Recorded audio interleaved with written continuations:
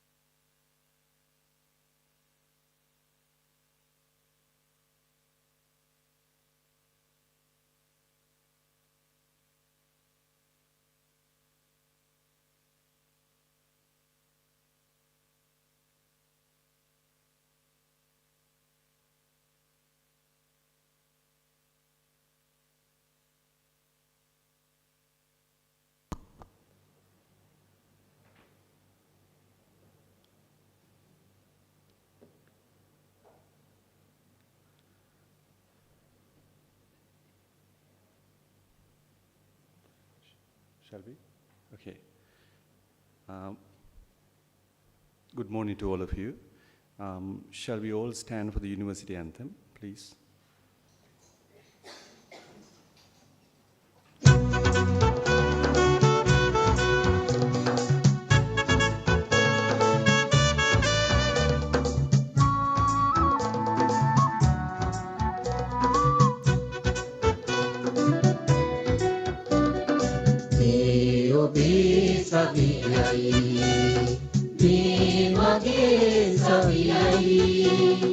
Sabaragamuwa sarasaviyai Sabaragamuwa sarasaviyai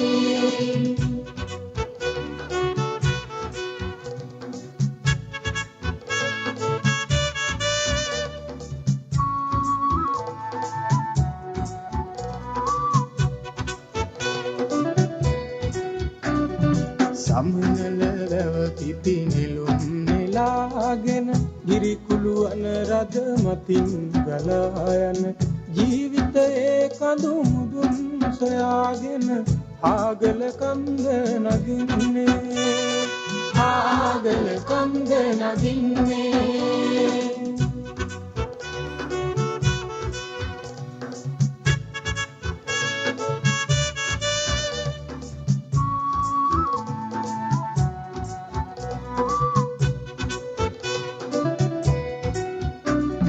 සිරිපා පහනින් එළිය ලබාගෙන මනරම් විදුනන අකුරු දරාගෙන කළුගම් පතුලේ රුවන් සොයාගෙන උඩුගම් බලා දෙන්නේ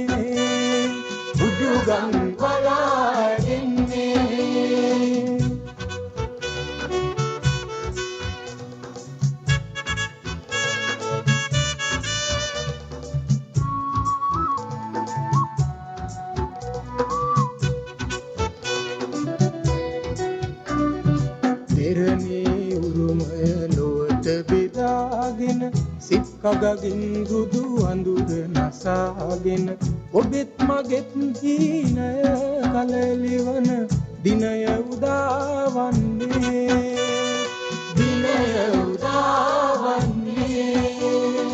මේ ඔබේ සවියයි මේ මගේ සවියයි Sabaragamuwa sarasaviyai Sabaragamuwa sarasaviyai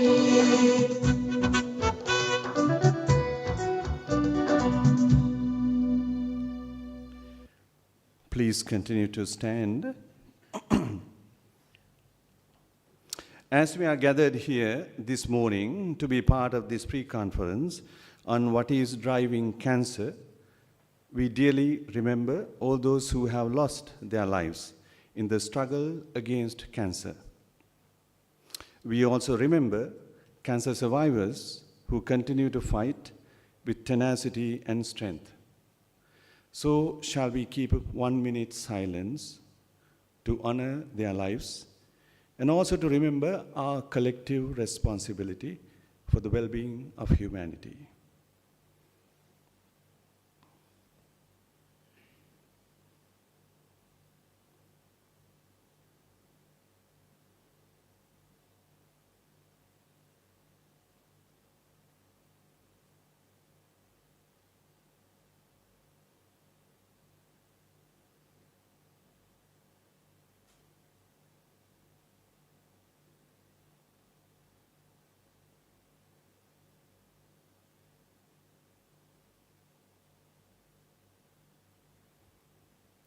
Thank you very much. Please be seated.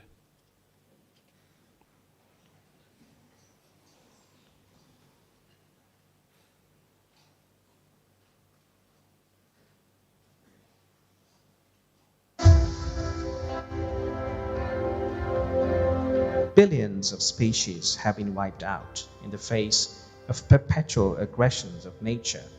Yet humans have always prevailed.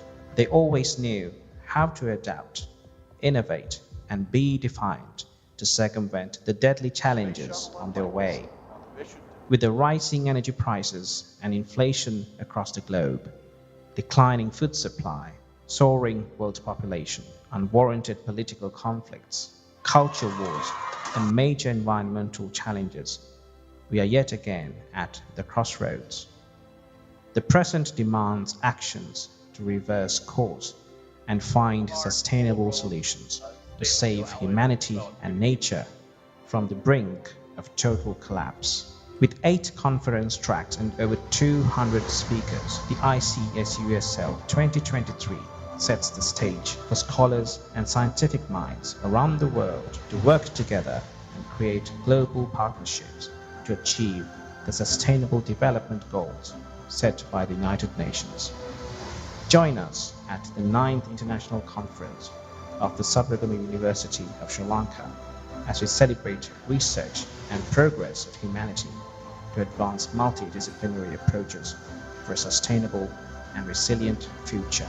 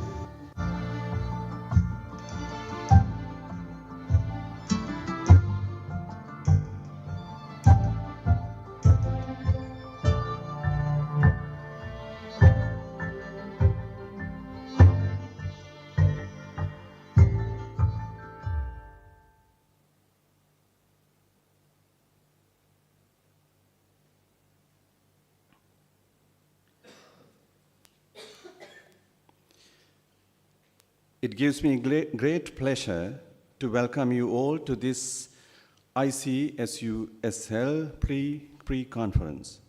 I'm Dr. Sumit Pereira, your host from the Department of Biochemistry, Faculty of Medicine, Sabaragamuwa University of Sri Lanka. May I take a moment to welcome Dr. Iranga Vimalasiri, Chairperson of the conference, Dr. Sadira Bandara, Co-Chair of the conference, Dean Madam, staff consultants, the academic staff of the Faculty of Medicine, Sabaragamuwa University of Sri Lanka, consultants and clinical staff from the Ratnapura Teaching Hospital, our medical students, and all those who are joining us online this morning. It also gives me great pleasure to welcome our resource persons for this morning. Dr. Lakshan Abenayaka, clinical oncologist at Badulla General Hospital, Dr. Suraj Pereira, consultant community physician, National Cancer Control Program, Ministry of Health.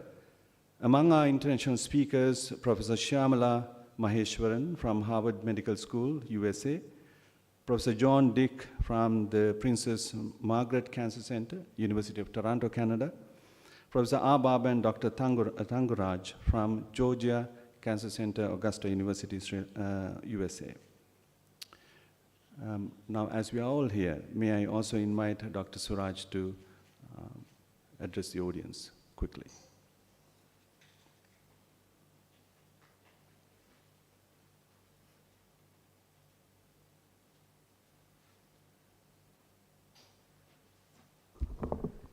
Good morning. Thank you very much, Dr. Sumit. On behalf of National Cancer Control Program, we would like to appreciate this initiative, and we would give all the blessings and wishes for the future work in relation to cancer, and as a national focal point, we will also support from our end. And meantime, at this moment, I would like to appreciate the contribution already done by Sabaragamuwa University for the cancer control activities in the country. This year, we conducted the program developing a booklet on already mentioned carcinogens in Sri Lanka. Carcinogens in the world. So the World Health Organization, International Agency for Research on Cancer, they have declared 127 carcinogens, group 1 carcinogens. So WHO Sri Lanka requested us to develop an atlas for the general public and healthcare workers about carcinogens in Sri Lanka. So we call experts throughout the country to give their opinions and expert evidence to generating this atlas. And I need to appreciate Professor Nirmali Vikramaratne, Dean, Faculty of Medicine, University of Sabaragamuwa. She was one of our expert panel members, as well as 4 experts from here, in addition to Professor Nirmali, Dr. Sumit, Dr. Champika, and Dr. Namal, participated for the national consultation on carcinogens in Sri Lanka. So I appreciate the contribution already made, and already now the booklet in carcinogen in Sri Lanka now available. It will be published in all 3 languages. Now Sinhala version is out, and English and Tamil version will be released soon. On behalf of National Cancer Control Program, I would like to hand over the first one of the copies to the copy to the person Nirmali Vikramaratne, her own copy, and as well as 1 copy to the university library. And it is already available online at our website, and both Tamil and English versions will be also available very soon. Thank you.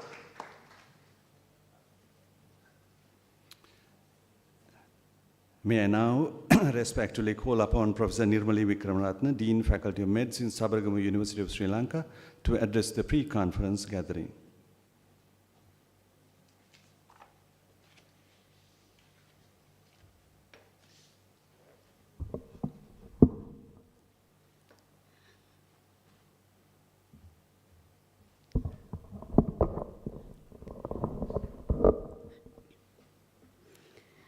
Good morning, all of you.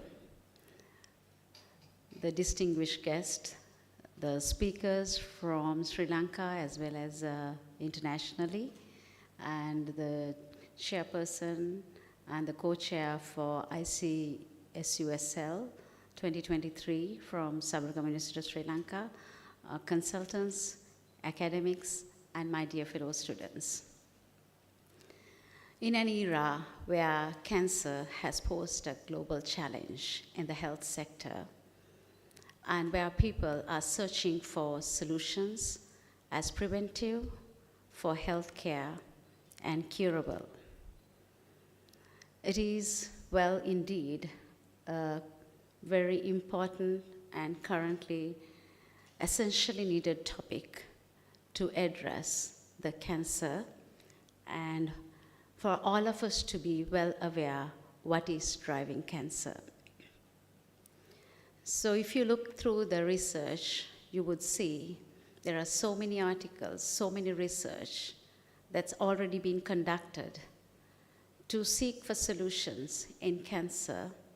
And this forum that has brought you the platform in Sabaragamuwa University, Faculty of Medicine, is of very great importance and appreciated, because it has created a platform where all of us can sit together and be exposed to what is happening around the world as research, and what are the clinical practices that are being used as preventive measures, and as for cures and for caring for those who are affected by cancer.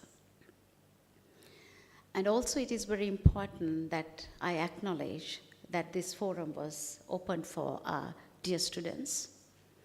And despite of many challenges that they are facing today on their own, regarding their own academic program and their own future, they have made an effort for them to be seated here, yet to listen to what is out there in the world as treatment and research for cancer.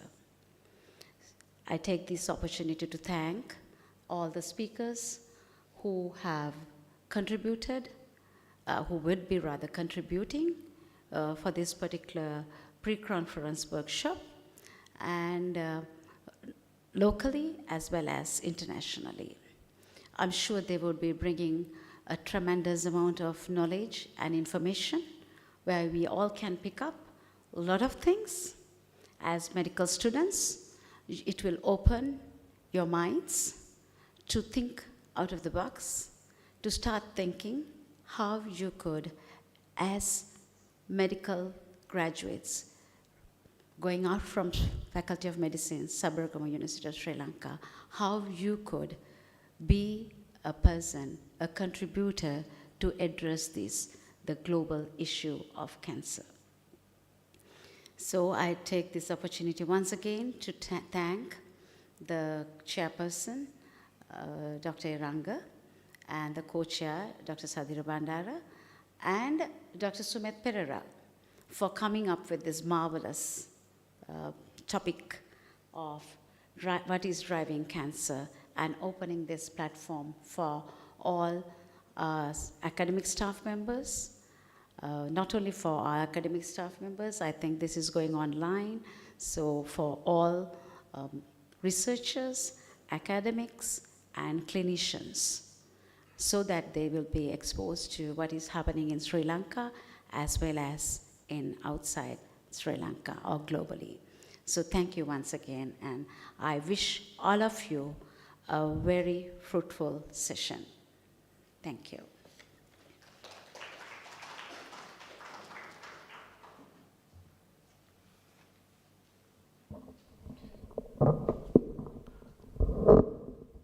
Thank you, Madam.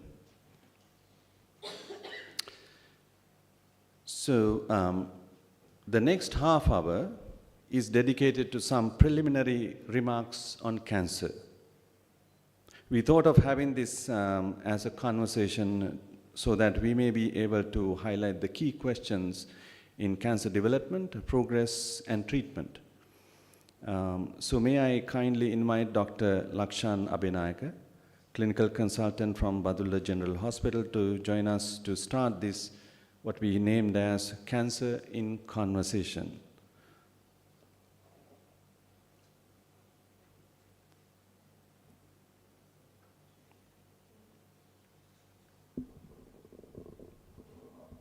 Hello.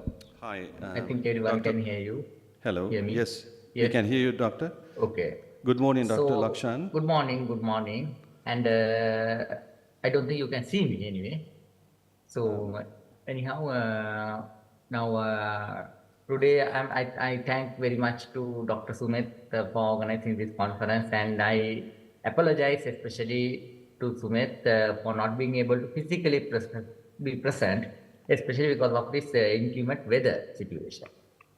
So anyhow, now I have to speak about a topic which I actually like to speak about, because cancer biology is something, it's not a black box, because people know about cancer biology, how cancers work, how cancers divide. So it's just the matter of figuring it out and trying to block some of these pathways where we can control cancers. So as Dr. Smith said, this will be in the form of a question and answer kind of a session, a conversation, a two-way conversation between Sumit and me. Sumit, would you like to start with the first question? I have marked the questions as such in my presentation. Sure. So let me facilitate just by asking, begin a little pebble in the water. As a matter of fact, now we know that cancer is a household term. Yes. It is quite frequently used in our conversations, right? And Yes. so now, how do we describe in general terms what is cancer? Perhaps in layperson's language, how do we say it? Cancer is now, as you know, human body, any organism is made out of so many cells. So cancer we can define as an bunch of cells, a clone of a group of cells that keep on dividing uncontrollably, and then they spread to other organs from the site of origin. That's the hallmark of cancer: uncontrolled division as well as spreading to other sites. So, as you say, So in that light, can we talk about the metastasis as well? Or, metastasis is coming further down, but as you said, cancer has become a household word these days. So, as Suraj will also show in a few hours, cancer is increasing in prevalence and incidence around the world. So this is mainly due to aging population. Cancer is a disease of the elderly. You don't get cancers very commonly among young people. The incidence of cancer goes up markedly after the age of 40 or something. So as people live longer, because our lifespan, according to the evolution, all the mammals, their lifespan is proportionate to their body size. So according to the human body size, our lifespan is actually 40 or something. But now we live about 40 years more. That's the bonus age. So for that bonus age, our genome or our body is not optimized. Our body is optimized only up to reproductive age. After the reproduction, we are supposed to die, but we don't die because thanks to the advances of medicine, we continue to live. And during that unoptimized period of our life, we tend to get cancers. So aging population is a main cause, and then increased survival of cancer patients. Now those days, about 20-30 years ago, cancer treatment was very primitive. And many patients who got cancer, many people who got cancer just died of the disease.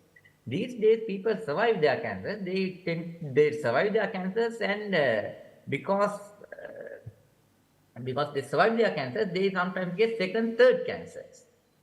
And they continue to survive them, and they continue to tell their story. So we see a pseudo increase in incidence. And of course, the carcinogens also has a role to play. And especially with the longer lifespan, the exposure to the carcinogens, the time span we are exposed to the carcinogens increase, and it will cause increase in the cancer incidence. right. Am I clear? Or do you want more? Thank you for those key ideas that there is a certain time, a clock running on us, apparently, as you're saying. Yes. We are on overtime. Yes, and also there's an evolutionary drive towards cancer, and there's a reproductive markers that are sort of marking us in certain ways. But so how do we sort of characteristically find out these metastatic features? Can you say something about those? Yes. Now there are benign tumors and malignant tumors. So as a preliminary, I will speak about benign tumors also. So abnormal cells, abnormal growths can be, now cancer, if you call cancer an abnormal growth, it can be benign or malignant. Right? Abnormal growth can be benign or malignant. Malignant ones are called cancer. So benign tumors do not spread to other sites. Spreading to other sites is the hallmark of cancers. So, and then there are key features of cancers. So the key features of a cancer is sustaining proliferative signaling. So cancer keeps telling itself to grow and grow. We will see it when it comes down the presentation.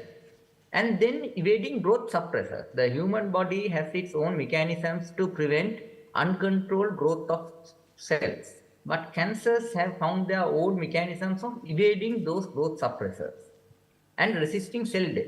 Now cells, if they try to divide continuously, human body, the genome has mechanisms where it halts the cell division and kills the cell, lets the cell die. It's called apoptosis. And cancers are resistant to that. And then the cancers can replicate have immortality. Now, normal human cells has a certain number of times it can divide.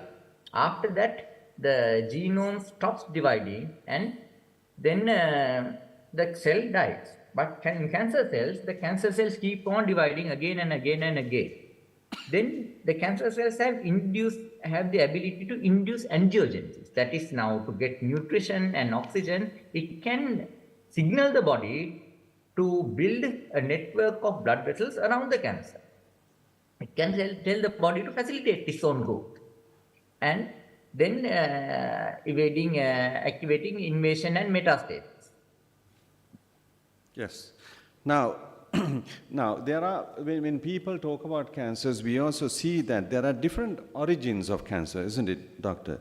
Now, there are certain, for example, epithelial cancers, so that might have an epithelial origin. Yes. Now, would it be possible for you to say something about this classification that we generally understand and the types of cancer that might fall in? Now, cancers were classified according to the site where they begin, so cell of origin. So this is so according to that, so we usually classify cancers that start in glands.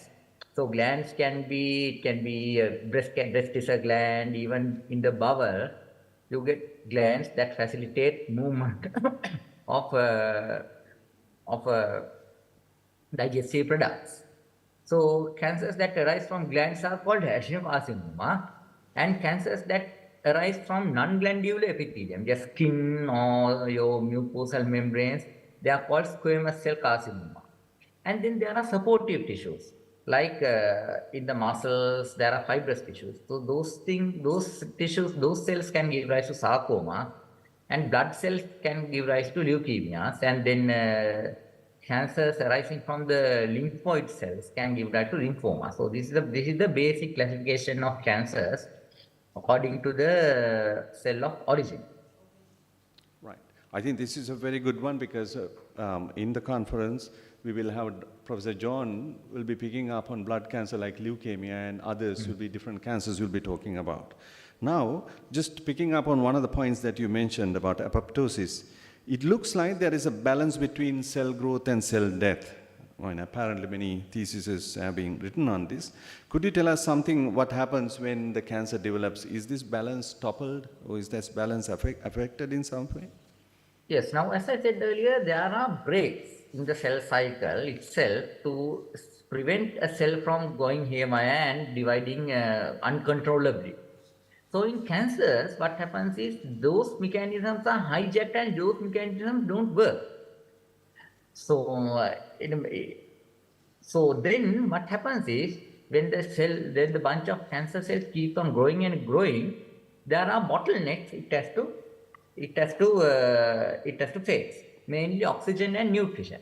So cancers have their own workaround for these bottlenecks, in the form of neovasculogenesis as well as invasion. So it will create blood vessels around itself, and it will keep on invading normal cells. It will destroy normal cells. Now, if a cancer spreads through the lung, it will destroy the normal lung, and it will grow in that space. When it comes to bone, it will destroy the bone, and it will in fact break the bone, and will keep on growing. And those limitations to growth. Now, those cancer limitations to cancer growth can cause more harm in drug delivery and hypoxia, because if there are no blood vessels that are reaching the center of the cancer, the drug won't go into the cancer. And then hypoxia, especially with radiotherapy, if the cancer doesn't have enough oxygen, then the radiotherapy can't generate the free radicals, and then radiotherapy will not work. Excellent. Yes. Could I go for the next question? Is that okay, Dr. Yes, Lakshan? yes, Okay. yes. Now, this is, sometimes I hear scientists talk about cancer not as a single disease, but as a sort of a many diseases. It's pretty confusing sometimes to someone. So how would you understand this heterogeneity of cancer? Because there are many types of diseases, or one disease, how do we enter into this complexity? Yes, Sumit, I would like to explain this in two ways. Now, heterogeneity of cancer can be there in a single tumor as well. So, cancer cells in a single tumor also mutate during the process of replication. Now, these cancer cells divide much more faster than normal cells.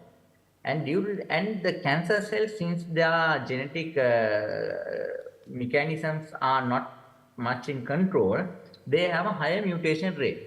So they keep on growing, and then they will generate variety of mutant forms of the original cancer. So some of these mutations, this is like bacterial microbiological resistance, bacterial resistance for antimicrobials. So some of these cells, some of these mutations will confer a survival advantage for the cancers. And those cancers, those cells, those groups of cells will go on and metastasize. And then the cancer will become quite different. The cancer that spreads to another organ will become different from the cancer that originated from a certain organ. So, And then they will- this point about clonality. Now, Yes. within one single cancer, we can get different types of clones. Yeah. How do we? Can you explain that a little bit more? Because we are also in an age of precision medicine. People go into personalized medication type. So in there, do we have some understanding about this heterogeneity of cancer? Especially this heterogeneity has become a problem when it comes to precision medicine. Now, as you said, we are building more and more small molecules that will block certain mechanisms inside the cell. But they are very precise, as you said. So when they are precise, they act on a certain pathway only. But what happens is when the cancer mutates, then those biochemical mediators in those pathways also mutate, and then the precision medicine we have so painstakingly engineered will lose its affinity to that molecule. So then the cancer will become resistant to our treatment. So this mutation and different clones arising in the same cancer will cause our treatments to fail. Especially this happens in leukemia. Now, when we start treating this is like chronic myeloid leukemia, initially the patient responds very well. The cancer goes down and the patient is very well. After some years, maybe 4 or 5 years down the line, then the patient becomes suddenly resistant. The drug stops working. That's because the cancer cell has been dividing slowly and has mutated to a degree where our precisely engineered molecule can't bind to its target. So this heterogeneity becomes a problem then. Shall we go to a slightly changing our gears? Now, we did talk about, Dr. Suraj introduced the idea of carcinogens and type of cancer causing agents. Now, we hear about a lot and we have classified them, characterized them, and we seem to understand what they might be doing, some of them. So can they be considered as risk factors involved in cancer development, and how do they affect our bodies? It's actually, we can't call it a risk factor. It initiates a cancer. So how can those carcinogens, many carcinogens initiate cancer is by causing a mutation. Initial mutation in a cancer, in a normal cell.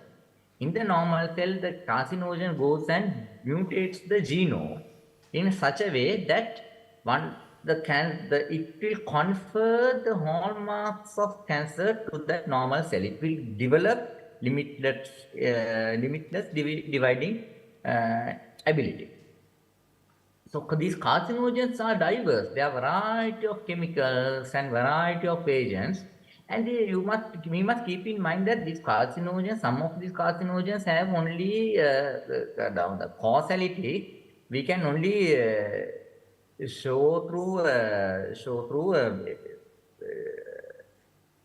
population studies, but not through a proper mechanism.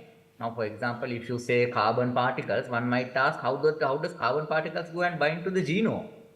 Well, we don't know.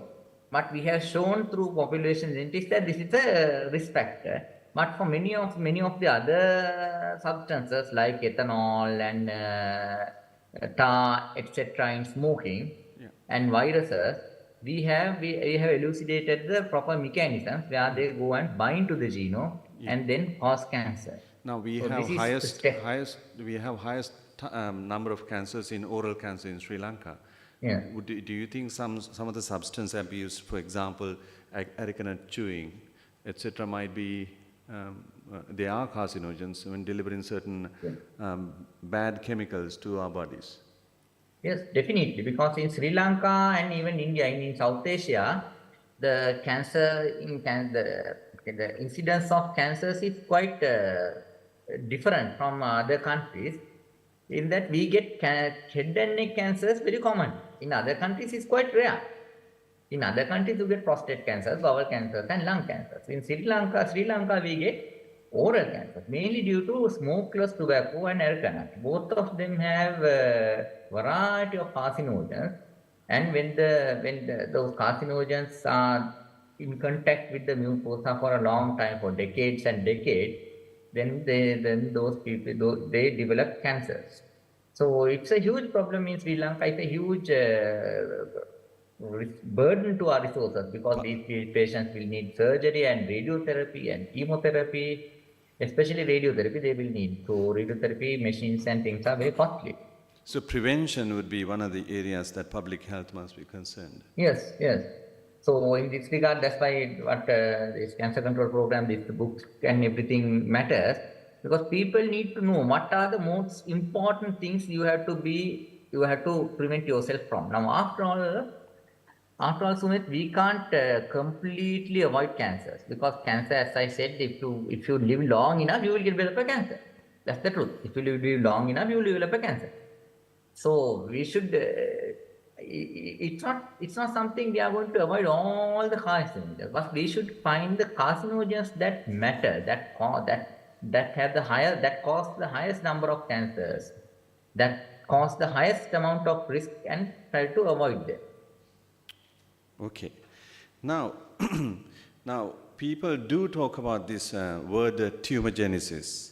Now we know that certain part in a cell or in a specific cell, in a specific place in the body, a tissue, that these cancers can arise. How do we explain this in a simple language to someone who doesn't understand tumorigenesis occurs? Well, what happens is your part of the body. Say, for example, we will speak about beetle and mouth cancer. Your part of the body, the mucosa in your mouth, it's exposed to that beetle quid each day, multiple times per day for decades and decades.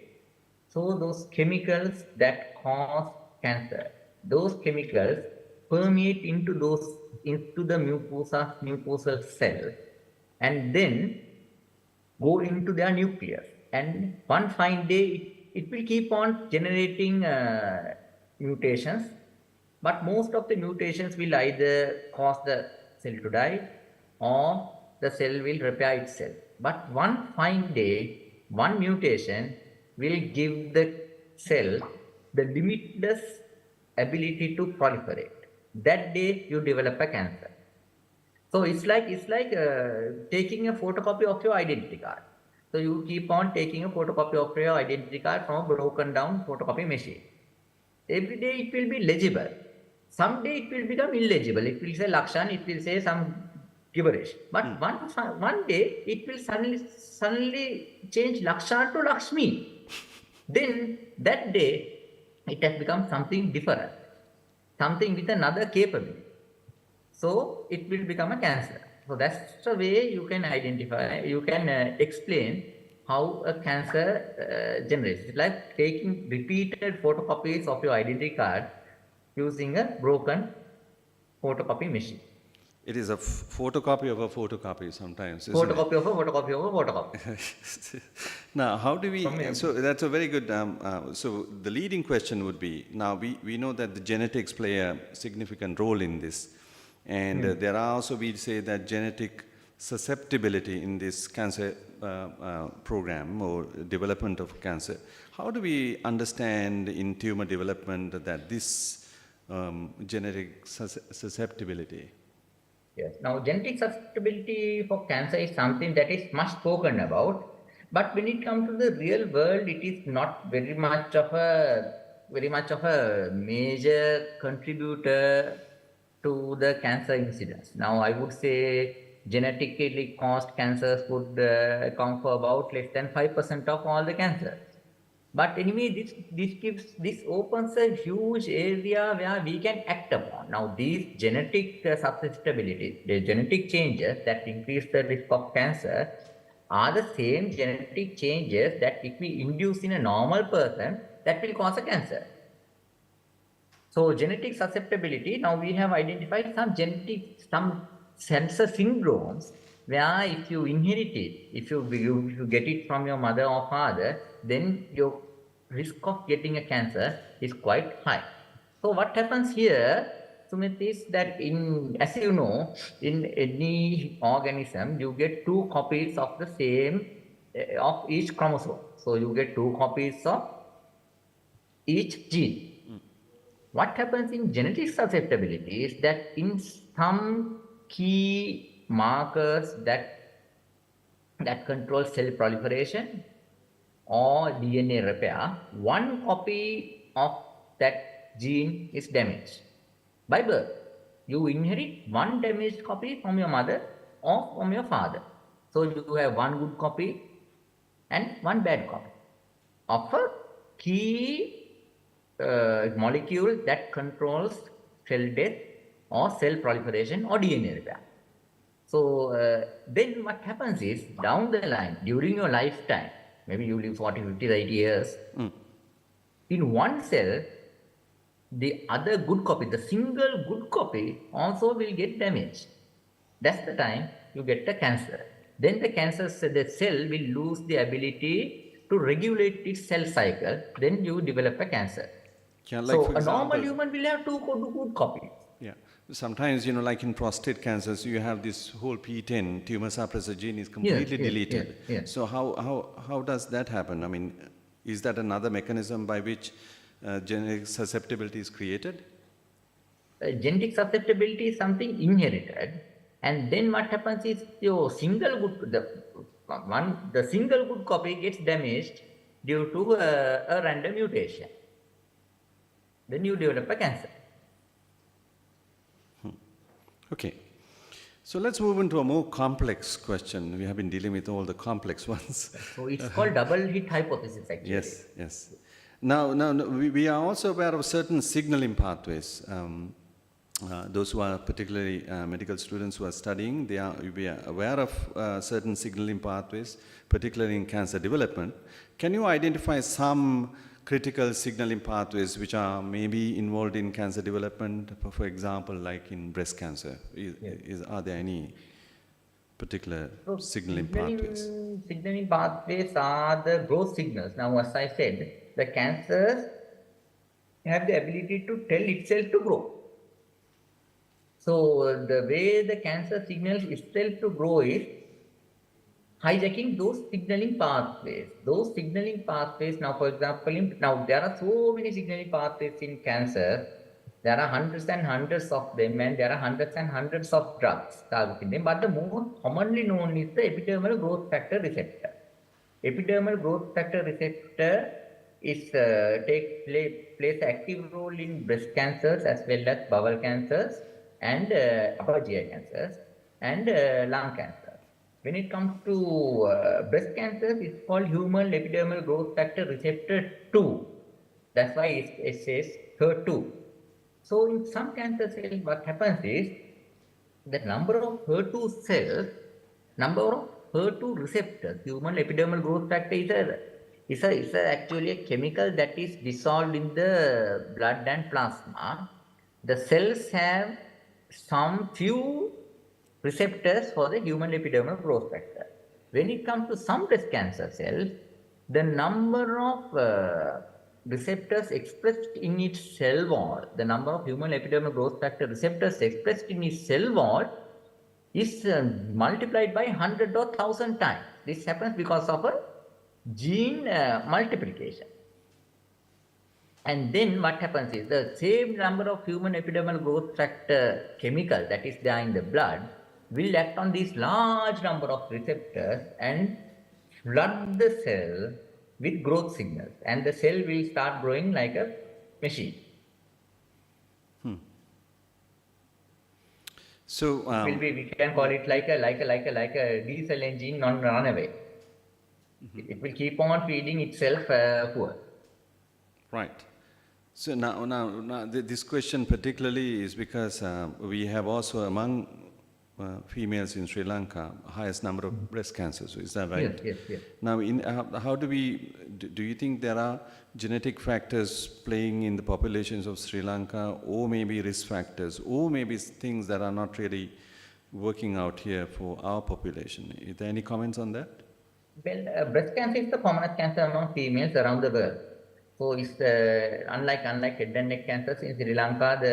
When it comes to females, the incidence of cancer go with the trends in the world.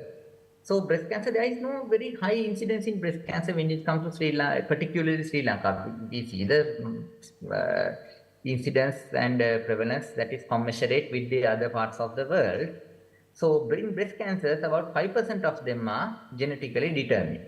That is due to, as I said earlier, BRCA mutations. Now, BRCA mutations are a mutation that will be inherited from your mom or dad. That will increase your chance of developing a breast or ovarian cancer. It acts on the double hit mechanism. But apart from these genetics, there are a variety of other associations that increase the chance of a certain woman developing breast cancers. But those mechanisms mainly act through hormonal pathways like early menarche and late menopause and not breastfeeding and things like that.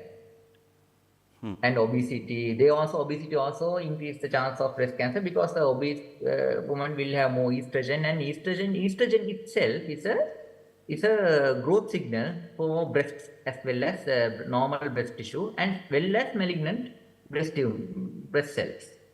So more estrogen you have, the more chance of one getting breast cancer. So those associations act through hormonal pathways. Right. Well, that's a good explanation. So my leading question from there is about the cancer diagnosis. Now, we spoke about prostate cancer, we spoke about oral cancers and breast cancers. Now, what are the stages of, if somebody was thinking about diagnosis, are there proper treatments, particularly in this diagnosis, or are there any way that we can see there are diagnostic features that an oncologist can follow in identifying patients? Yes. So when it comes to a tumor, now first we have to establish that it's a cancer. So what we usually do is we take some cells. We can put a needle and take few cells, or we can get surgically or incisionally or some way we can obtain a bunch of cells and look at it after dyeing it under a light microscope. When you look at under a light microscope, the cancer cells will have some particular feature.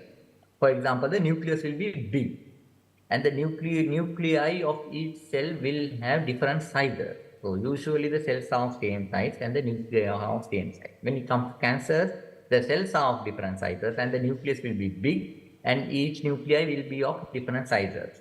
So light microscopically, then even at medical student level, you can say that it's a cancer. Then you can look at for invasion. Now basement membrane, cells lie on a membrane. And when it comes to cancer, those membranes break down and cancers try to spread.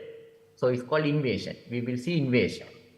And that is the pathological diagnosis using light microscopy. But light microscopy alone will not be enough to take treatment decision. For that we use a thing called immunohistochemistry. Immunohistochemistry is where we take the cell, and now in the cell membrane there are a variety of receptors. We have formulated some special dyes that will go and bind to those receptors. And if those receptors are present in the cell membrane, those cells will color in a particular way. Of course, we have to see it from under a microscope. It's called immunohistochemistry. So this immunohistochemistry is used, number one, to find cell of origin. Now, for example, so let's say if a patient comes with a tumor in the lung, it can, number one, be a cancer that has originated in the lung. Number two, it may be a cancer that has originated somewhere else and now it has spread to the lung. When you take the cells, you can't say where the cancer has started, whether it's a cancer that has originated in the lung or whether it has spread secondarily, metastasized secondarily to the lung. So to find the cell of origin, we can use immunohistochemistry. That's the diagnostic perspective. From the treatment perspective, in some cancer cells, we have got variety of receptors that we can make use of in treatment. The best example is breast cancer. Now, as I said, the breast cancer, now estrogen, the female sex hormone, is the growth signal to malignant as well as benign breast cells. So, some breast cancer cells express estrogen receptor. So, if there is a breast cancer, then we take the cells and test them for the presence of estrogen receptor. If the estrogen receptor is there, we can give certain drugs that will block the activity of those estrogen receptor and then will inhibit the growth of cancer. So immunohistochemistry has two uses. Yes. And then, of course, you spoke about staging. Staging is a term we use to speak about the spread of cancer. If the how to the degree to which the cancer has spread. We usually speak about stages 1 to 4. So 1, 2, 3 is mainly about the local disease, especially 1 and 2 is about the local disease. When it comes to stage 3, it's usually about the lymphatic spread, lymph nodes.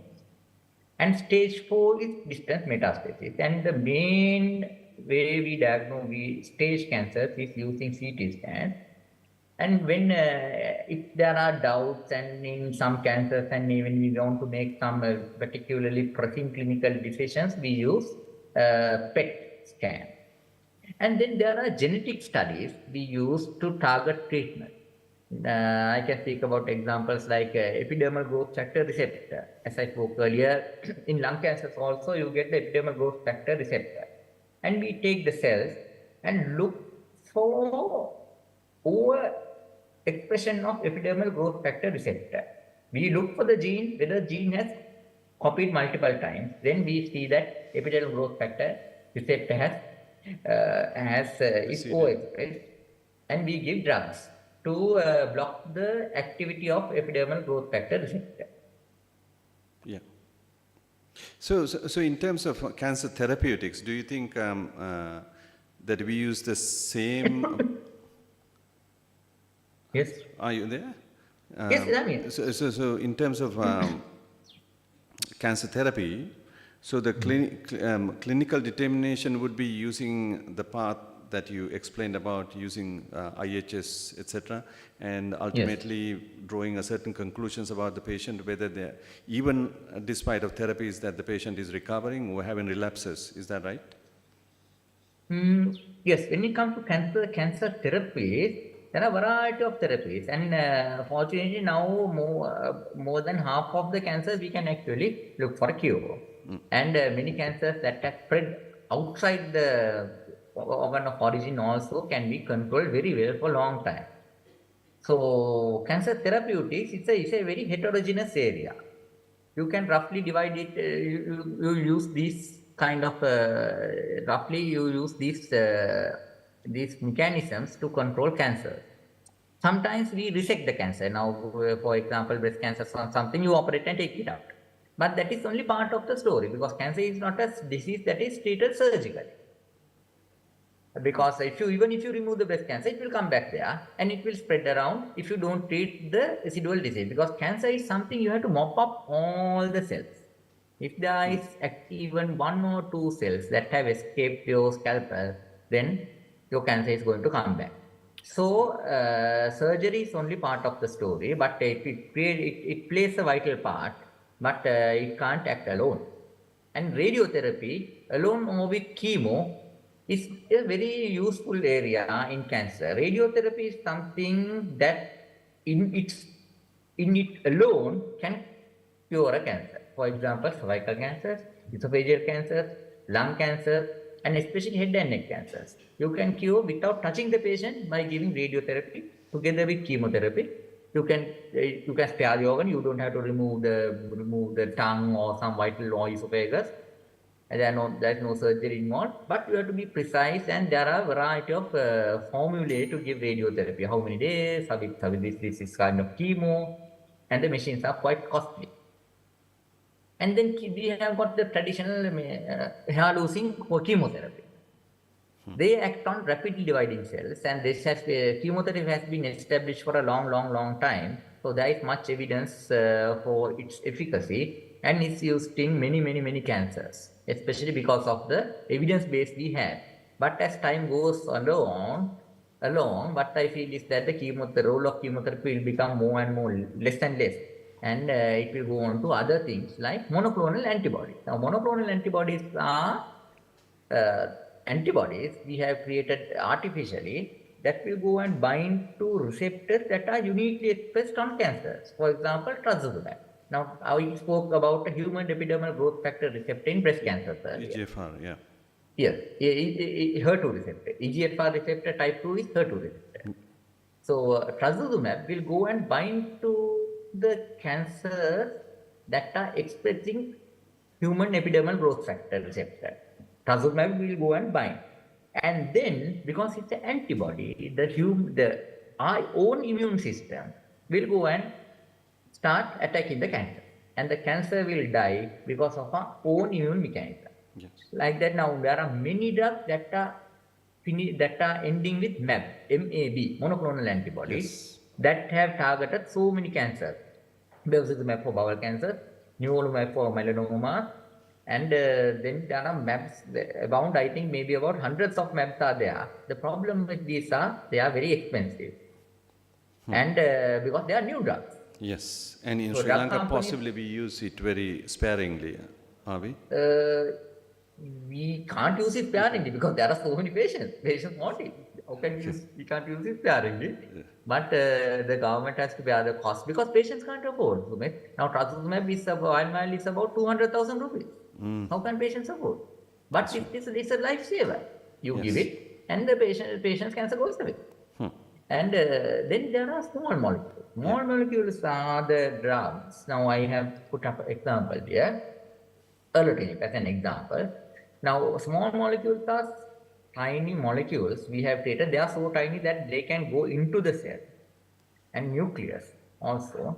And what happens in erlotinib or in a small molecule is that now I said that the cancers tell itself to grow. Those cells itself to grow. This is called self-sufficiency in growth signal.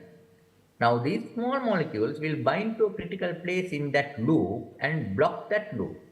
It will actually make the cancer deaf to its own signal. The cancer cell will tell the cancer cell to grow, and the small molecule will go and make the cancer deaf. For example, here the epidermal growth factor receptor, epidermal growth factor, it binds to the epidermal growth factor receptor, will become phosphorylized and becomes attached to each other. The erlotinib, the drug we have created, will block that activity and thereby block the whole this downstream mechanism and will control the cancer. Okay, So- thank you, Dr. Akshan. I think we're just closing the time. So I have two questions, and we're going to go through this quickly. Now, Yeah. in terms of, we know we have heard about these horrific stories of triple negative breast cancer, etc. And do you think always these therapies work? You did talk about the MAB treatment, etc. But are there limitations in the clinic in terms of treatment? Yeah, the main limitation of newer therapies is that evasion we spoke about earlier. Now, cancers also are like microbes. As they divide and as they mutate, they develop variety of clones, and one of those clones will be resistant to our drug, our precise drug. So our precision itself becomes a huge hindrance when it comes to cancer, because chemotherapy drugs are not precise. Chemotherapy drug will whack the whole cancer, but when it comes to targeted therapy, they are very precise, and then if our target becomes mutated, we lose the battle. And then the main challenge we face in the clinic is newer and costlier drugs, because these drugs are costly because they involve much research and development. So when it comes to Yes. research, it's very costly, and then they want to cover the R&D costs. So then the drugs are expensive, and the companies also know that cancer is a life and death issue. People will pay the top dollar, and then they capitalize on that fact. And then there are diminishing benefits when it comes to cost. Now, for some of those drugs will increase the life of a cancer patient, I mean stage 4 cancer patient, by around 2 months. 3 months. So then one tends to think, what's the purpose of it? Right, right. Could I, as you spoke about the cancer research, etc., could I ask Yes. just very quickly, now, now we are aware of the cancer research throughout the world, but this scenario somehow or other is also being challenged today. Now, are there newer cancer type of cancer research in the world, or you think that we should be starting because there are certain specific questions arising from the clinic? How is that crosstalk that can? Yes. Now, cancer research is actually something that starts in the laboratory, not in the clinic. So what happens is you tend to elucidate more and more mechanisms, downstream mechanisms that are driving the cancer, and you try to find a molecule that will block that. So that's the basics of cancer research. So that's where biochemists have to play a vital role in cancer research. So if you can come up with a large number of molecules that will block this pathway, that pathway, one of those molecules will, out of 100, 1 or 2 of those molecules will come into clinical use. Because after all, the molecule should be precise enough to target the cancer, and precise enough not to kill the normal cell, and patients should be able to tolerate them as well. These drugs will have weird side effects. Right. So that's where research comes. So Yeah, more so- research, more molecules, more treatment. Yeah, thank you very much. I think that's been an excellent explanation. Thank you very much, Dr. Lakshan, for taking all these leading questions this morning. And we'll have more questions coming up as we are also going to open up now for scientific presentations. We have about 15 minutes for each presentation, and there will be about 5-minute Q&A session towards the end. Dr. Lakshan, please be there online so we can take some questions too. So, and for our online audience, just letting you know, please pop your questions in your text boxes and send us so that we might be able to address them towards the end if we cannot deal them in the middle. Now, as for our first speaker, our first international speaker is a physician scientist from Georgia Cancer Center, USA, Professor Arbab. Professor Arbab is involved in multifaceted research, mostly in cancers and stroke, where he utilizes imaging techniques and nanotechnology-based modalities to diagnose and treat. Today, he will speak to us about the tumor microenvironment. We did not really go into that detail, but Professor Arbab will pick it up. What is this tumor microenvironment? How do we understand? And how do we use imaging techniques to determine its composition? So, welcome, Professor Arbab. Thank you for the invitation and kind introduction. Can you see my slide? Okay, yes.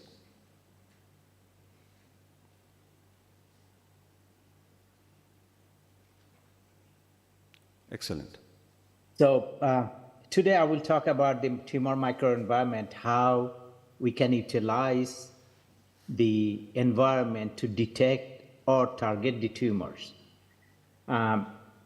What is tumor microenvironment? Basically, in any solid tumor, especially the adeno type of carcinoma like breast cancer, prostate cancer, or other cancer or pancreatic cancer, 30 to 70% of the total tumor mass is from the bone marrow cells.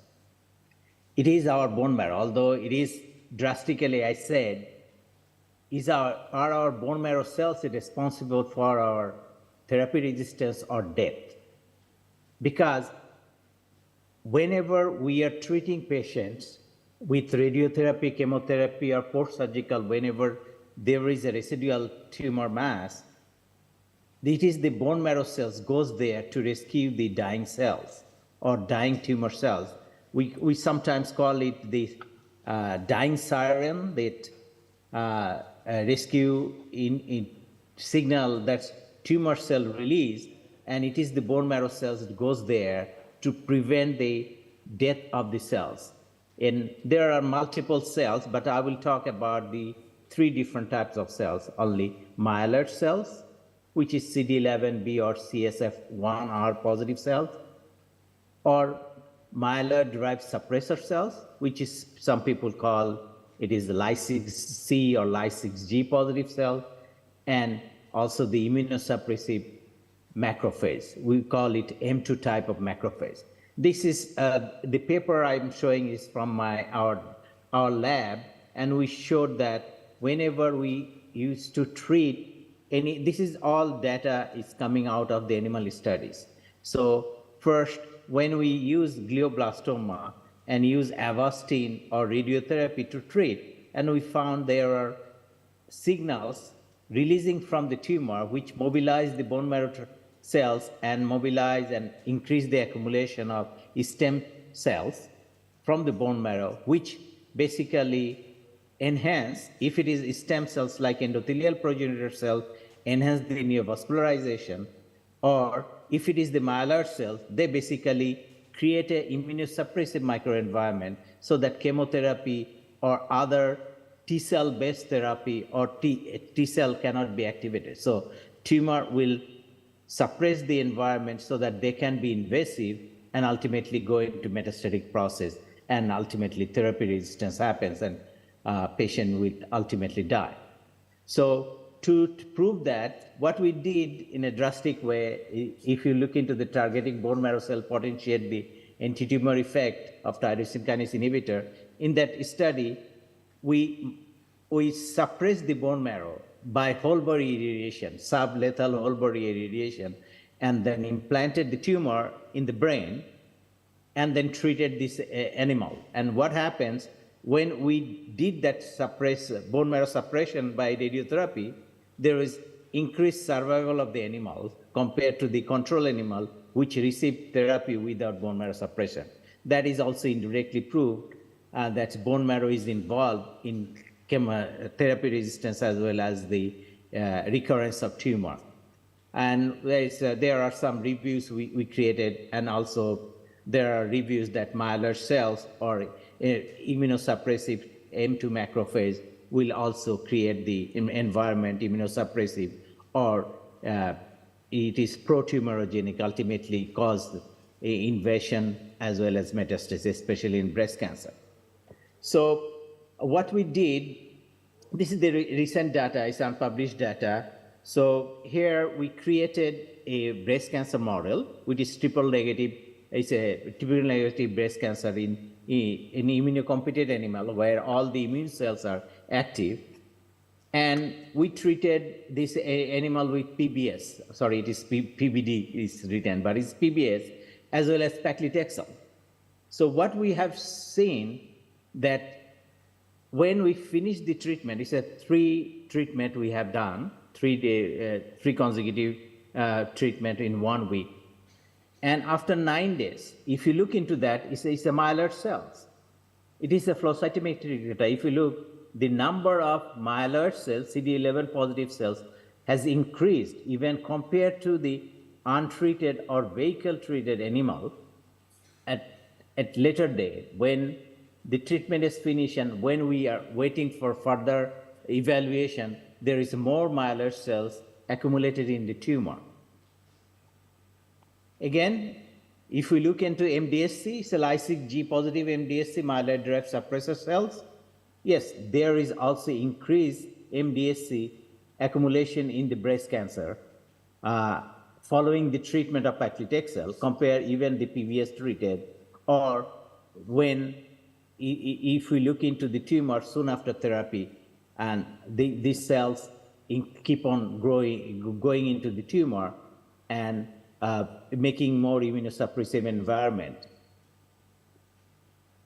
And the most important also, we saw that it's a CD206 positive M2 macrophage. This is the immunosuppressive macrophage. And it is already known in the clinics that the patient who shows the metastasis invasion or metastatic foci, there are more M2 macrophages in the tumor compared to the tumor that shows more effective therapy responses compared to the therapy-resistant tumor. So M2 macrophage is becoming one of the prognostic factor especially in breast cancers that can show whether your treatment is really will be working in a long run or not, whether patient will have the metastasis or invasion more often if there is a more M2 macrophage accumulation in the tumor. So then how we can differentiate or how can we diagnose this microenvironment, immunosuppressive microenvironment at a specific time if we have treated a patient or say for example we have treated with chemotherapy or radiotherapy and we don't know whether this is the time to go into intervene using different type of therapy like immunotherapy if we think of that. But how do we know that the microenvironment is ready to receive immunotherapy or alternate therapy? So what we are thinking in our lab that yes, if we can detect the inflammatory condition of the tumor, we may call it as a immunogenic environment or immunosuppressive condition. So we have designed peptide that can detect neutrophil as an inflammatory condition of the tumor and also can detect M2 macrophage as an immunosuppressive condition of the tumor. So if we can use these two agents together in imaging modalities like single photon emission computed tomography, like SPECT, unfortunately PET scan cannot detect two isotopes together. Until now, there are new mathematics coming. Eventually, in 10 years, we'll have two isotopes used in PET. But SPECT study can be done with multiple isotopes at a time. So if we can use two isotopes, say for example, technetium or iodine-131 or indium or technetium together, and we can easily detect two different conditions of a tumor microenvironment. So we design a peptide which can detect neutrophil as an immunogenic microenvironment and M2 macrophage as immunosuppressive. And in the right side, you can see this is the flow cytometry where paclitaxel, post-paclitaxel shows more MDSC, more granulocytes or neutrophil, myeloid cells, and vasculogenic myeloid cells in the tumor microenvironment following therapy. So how we do that? We use peptide as well as right now my lab is working on making engineered exosome. What is exosome? Exosome is a communication vehicle in between two cells, either side by side, or they can also send their module to distal part and transmit their information from one cell to other cell. That's the way basically right now the theory is coming that distal metastasis happens because the exosome create the environment in the distal organ. For example, for breast cancer, the distal organ would be the lung, and exosome will make the organ ready for the future tumor cells to encroach and go there and make the metastasis. So what we do that, if we look into the transmembrane protein area here, we alter this area in the exosome by genetically modifying by DNA technology. So this is our diagram of how we do that.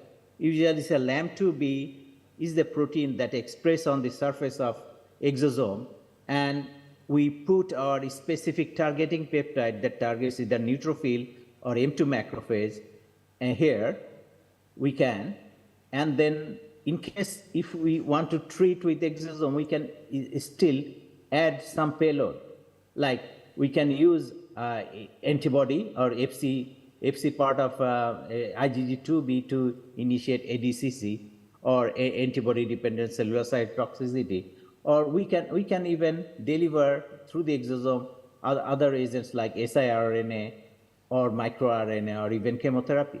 So with our DNA technology, we can even express this payload on the surface, or we can put them interluminally. So that's the way we make either therapeutic or diagnostic probes. So this is the example we used to we use to detect the lung metastasis and tumor, the breast cancer. So here we use a triple negative breast cancer model in immunogenic or immunocompetent mice. And here we use control exosome because antibody is becoming another way of treating and diagnosis. Like there are multiple antibody-based imaging agents. So we also use anti-CD206 antibody. And whatever we make, the engineered exosome we created, we also created the same protein. Instead of whole exosome, we also designed the protein containing the same targeting peptide as well as therapeutic protein. So we injected them, we labeled them with iodine 131 and injected in the animal bearing a breast cancer and which has multiple metastases you can see. So the control exosome only shows a little bit uptake in the primary tumor, but no definite uptake in the breast cancer metastasis in the lungs. The antibody scanning basically failed to detect any lung metastasis. The fusion protein that we created similar to that of exosome shows almost similar distribution in the primary tumor as well as the lung. So here you can see that engineered exosome, it shows a little bit better lung metastasis, and it is better to show the distribution of M2 macrophage in the tumor, primary tumor, as well as the metastatic foci. And this is the distribution of M2 macrophage in the primary tumor. You can see this blue cells, the green cells are the positive CD206 positive cells. So then we talk about the M2 macrophage and how we did it in neutrophil. The similar platform we used, this is the platform designed by our lab. So we can put any peptide we want to make and target any cells we want in the body. So here we can add neutrophil targeting peptide. We also found out one peptide that is available on the COVID virus. This one is the segment from the COVID virus that targets and binds to the neutrophil specifically. So we also make this probe to detect neutrophil. So here is the study design we created, whether this imaging probe that we created are really want to show us the environment correctly or not. So one group got PBS treatment, one group got paclitaxel. It's a 5-dose over 10 days. And then after completion of the paclitaxel treatment, then we did the SPECT study using 2 isotopes or dual isotope SPECT study to target whether immunogenic or immunosuppressive environment or not.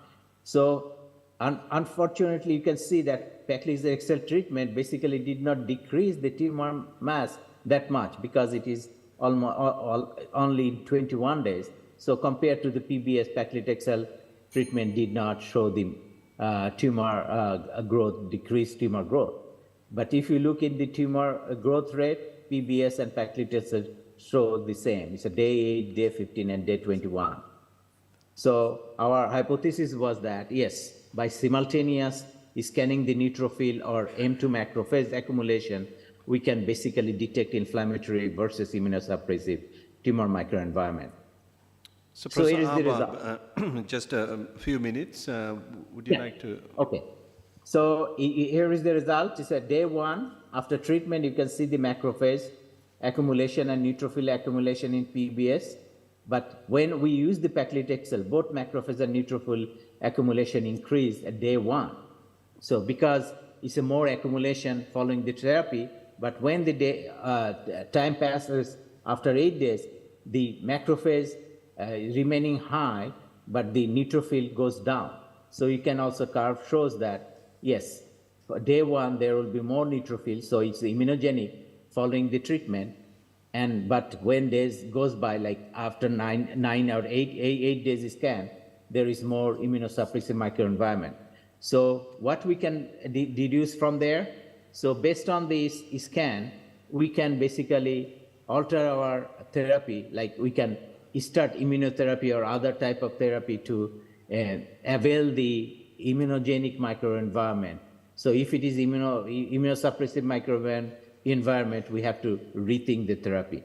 So here is my grant support, and it's my collaborators, and thank you. And thank you very much, Professor Abab. So with the audience, if you would like to raise some questions, you are most welcome. Yes.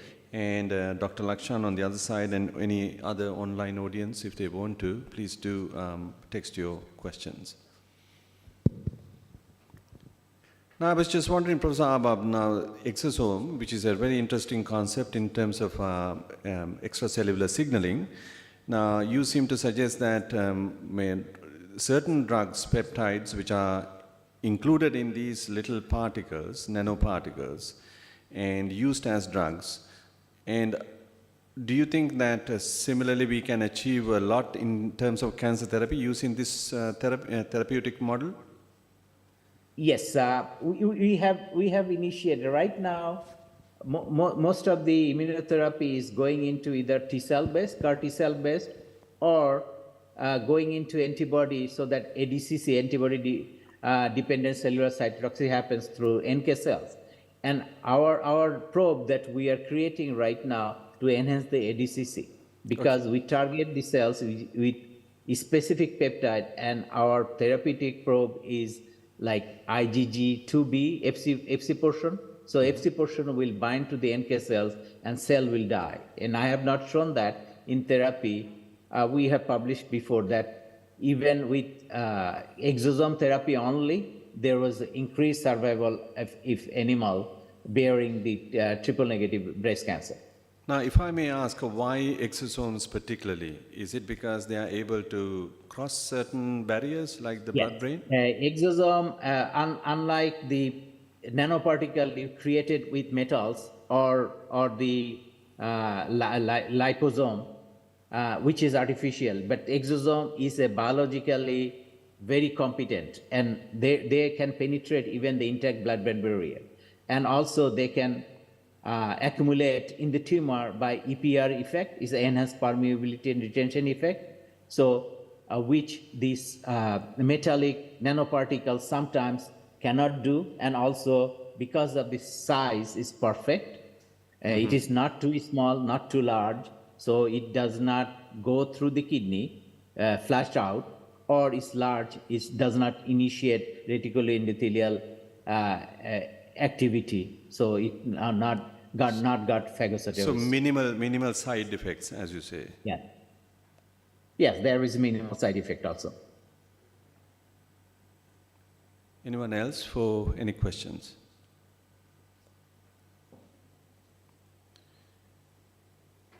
Okay, so thank you very much, Professor Abab, and so we'll come back to you perhaps if there were any questions. I hope you remain on the conference. Okay, thank you. Thank you. Now our next speaker is Professor John Dick from the University of Toronto, Canada. He is a senior scientist who holds the Canada Research Chair in Stem Cell Biology and the Helga and the Antonio de Gasparis Chair in Blood Cancer Stem Cell Research at the Princess Margaret Cancer Center. He is also an affiliate faculty member of the McEwan Stem Cell Institute of the University Health Network and the Professor of Molecular Genetics of the University of Toronto. Professor John, are you here with us? Yep. Yeah, right here. it is a great honor to welcome you, sir, to our pre-conference. We look forward to learning about the role of stem cells in human leukemia. Please lead us. Great, thank you. Well, it's it's a real pleasure to be here. I hope that there will be a time in the future where I'll be able to come to Sri Lanka. I've actually heard many stories about Sri Lanka over the years from my colleagues, Professor David Weatherall and Nancy Olivieri, who I think have spent a lot of time in Sri Lanka and perhaps have met some of you. So what I thought I'd do in the next 15 minutes or so is to give you a story that we've been working on over the last several years. And it revolves around the title of this talk, which is, I have on here, which is, rediscovering that leukemias are caricatures of normal development and why that matters. And so just to set us all on the same framework. So if we had a very nice description of what cancer is in the first presentation, and all of that is absolutely true. What if I were to ask, stand on a street corner in Toronto and just ask people walking by, or be in an expert, AACR conference, or stand on a street corner in Sri Lanka and ask what's cancer? Well, people would say cancer is cells that grow too much, or cancer is cells that grow in an uncontrolled way. And that is undoubtedly true. Sorry, to set my timer here. But the issue, you can frame it in a slightly different way, and that is every cell in a cancer equal? Is every cell in a cancer equally able to keep that tumor going? What we know is tumors are dynamic entities. Cells are being born and cells are dying. And so at some level, if you think about it, a cell which is born today and dies next week actually isn't that important to the tumor. It's only the cell that keeps that tumor going.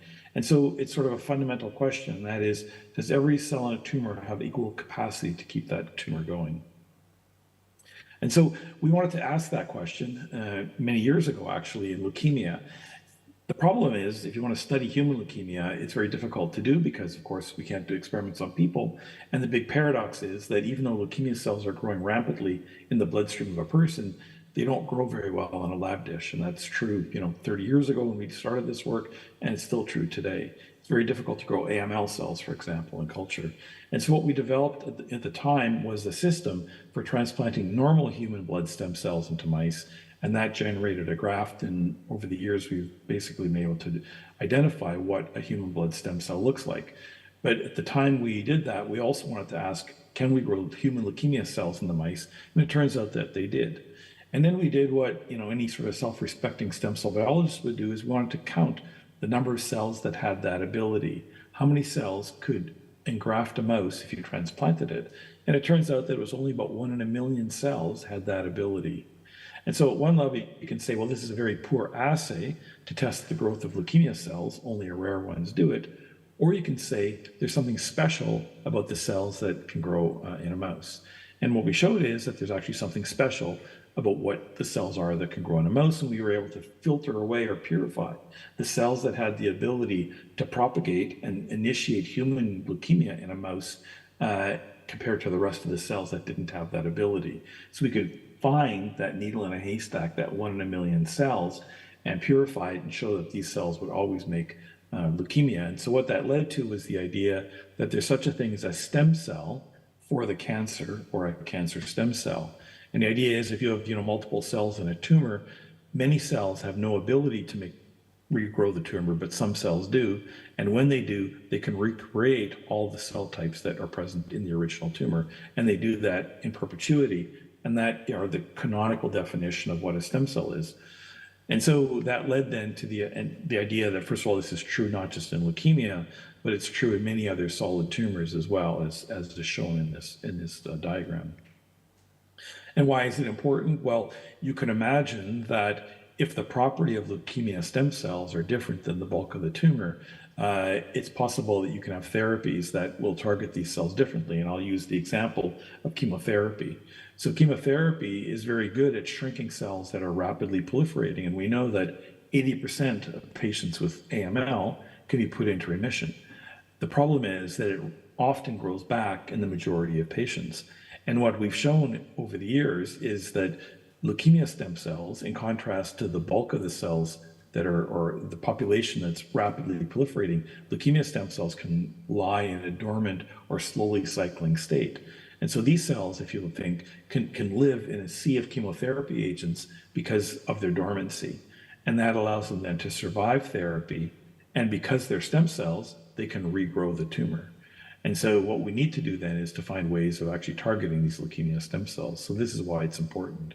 So if you think about it then, if this is the architecture of a normal blood system, stem cells at the top, various specializations as they go down into the myeloid, erythroid, and lymphoid lineages here. So this is a developmental hierarchy. What our data is saying is that leukemia even though it's a genetically driven, malignancy, it still retains these epigenetic programs that are similar to the epigenetic programs that distinguish the stem cell from a cell down here. And these still operate. And so there are leukemia stem cells that drive a hierarchy. And so in that way, tumors are caricatures of normal development. They're trying to put together developmental programs, but they're doing it in an abnormal way. And this is actually not a new concept, it's an old concept. Here's a paper from Barry Pierce that talked about tumors as caricatures of normal development. And so we wanted to take this to sort of the next step, and that was to begin to ask, all right, if you think about it then, if there's such a thing as a leukemia stem cell, what our data suggests then is that in some cases, the leukemia stem cell allows quite a bit of development to occur or differentiation to occur, such that the tumor cells themselves have appearances, granularity, and other features which are caricatures of normal development. You can see this down a microscope, and there are other tumors which don't have that ability, where most of the cells are blast-like or very primitive or very immature. And so, these are concepts that were around at the time of the great hematopathologists of the 19th century, just looking at a microscope, could talk about tumors that were, more differentiated or tumors that were less differentiated.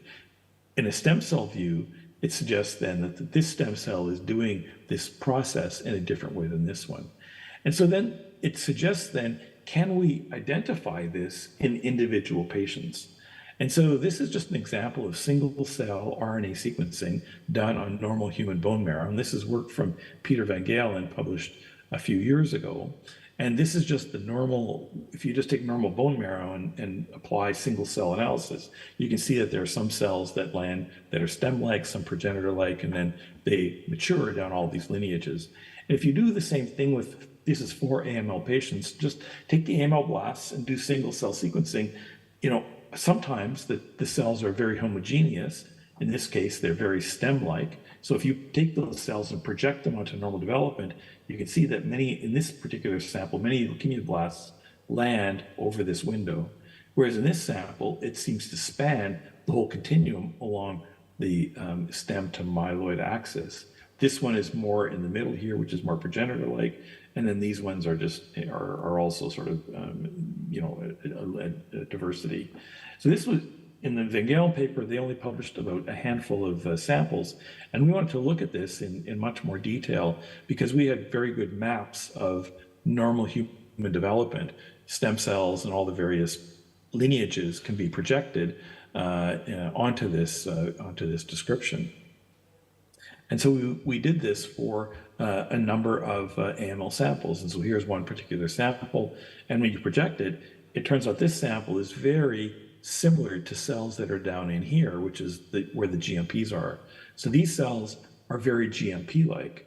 And then here's another set. So this is a sample like that. Here's a sample like this, which is a little more mature. Here's a sample which is very stem-like. These are all individual patients, and these are the individual leukemia cells in these particular patients projected onto a normal map that gives us an inference as to what they look like. And these are just more examples of different kinds of leukemias that can span, this one is a bit more erythroleukemic-like. This one spans the full developmental architecture. So what we did in a large analysis then was to classify these cells into different subtypes. And so we found samples that we call primitive because they look like this. There are samples like this, which were mature myeloid, samples like this that were GMP dominant, and then samples which we call them intermediate that spanned a whole range of developmental architectures. But, this is just representation, but even in the stem-like samples, there's quite a bit of diversity. This one is stem-like, but very much more moving down the erythroid, the lymphoid pathway. These ones are, a little bit more, around the MEP sort of pathway, megakaryocytic erythroid pathway. Here's another megakaryocytic, it's sort of dominant, but there is a stem-like. And then here's another stem-like, but it has a more diversity. So you can see, even when we call it primitive, there's still somewhat diversity in these samples. So and then I'll just give one example, we reported in our paper, but if you actually take a paired sample where you have a sample at diagnosis and a sample at relapse, you can see here's an example of one patient which had this kind of architecture at diagnosis. The disease was put into remission, and then it eventually regrew, and the cell really transitioned to becoming more stem-like. And we saw this across a set of patients where we were able to get these paired samples. So this then was done on a very small number of samples, but we wanted to know how can we infer any kind of clinical properties in these samples. But that, of course, requires us to access large patient databases, but we can't, there aren't any large patient databases that are publicly available where large numbers of single cell sequencing have been done because it's very expensive. But there are a lot of data sets that are out there which were done with older technologies where you're just doing bulk sequencing. And so there's a way to infer lineages in bulk sequencing, and it has to do with this method called cybersort or deconvolution.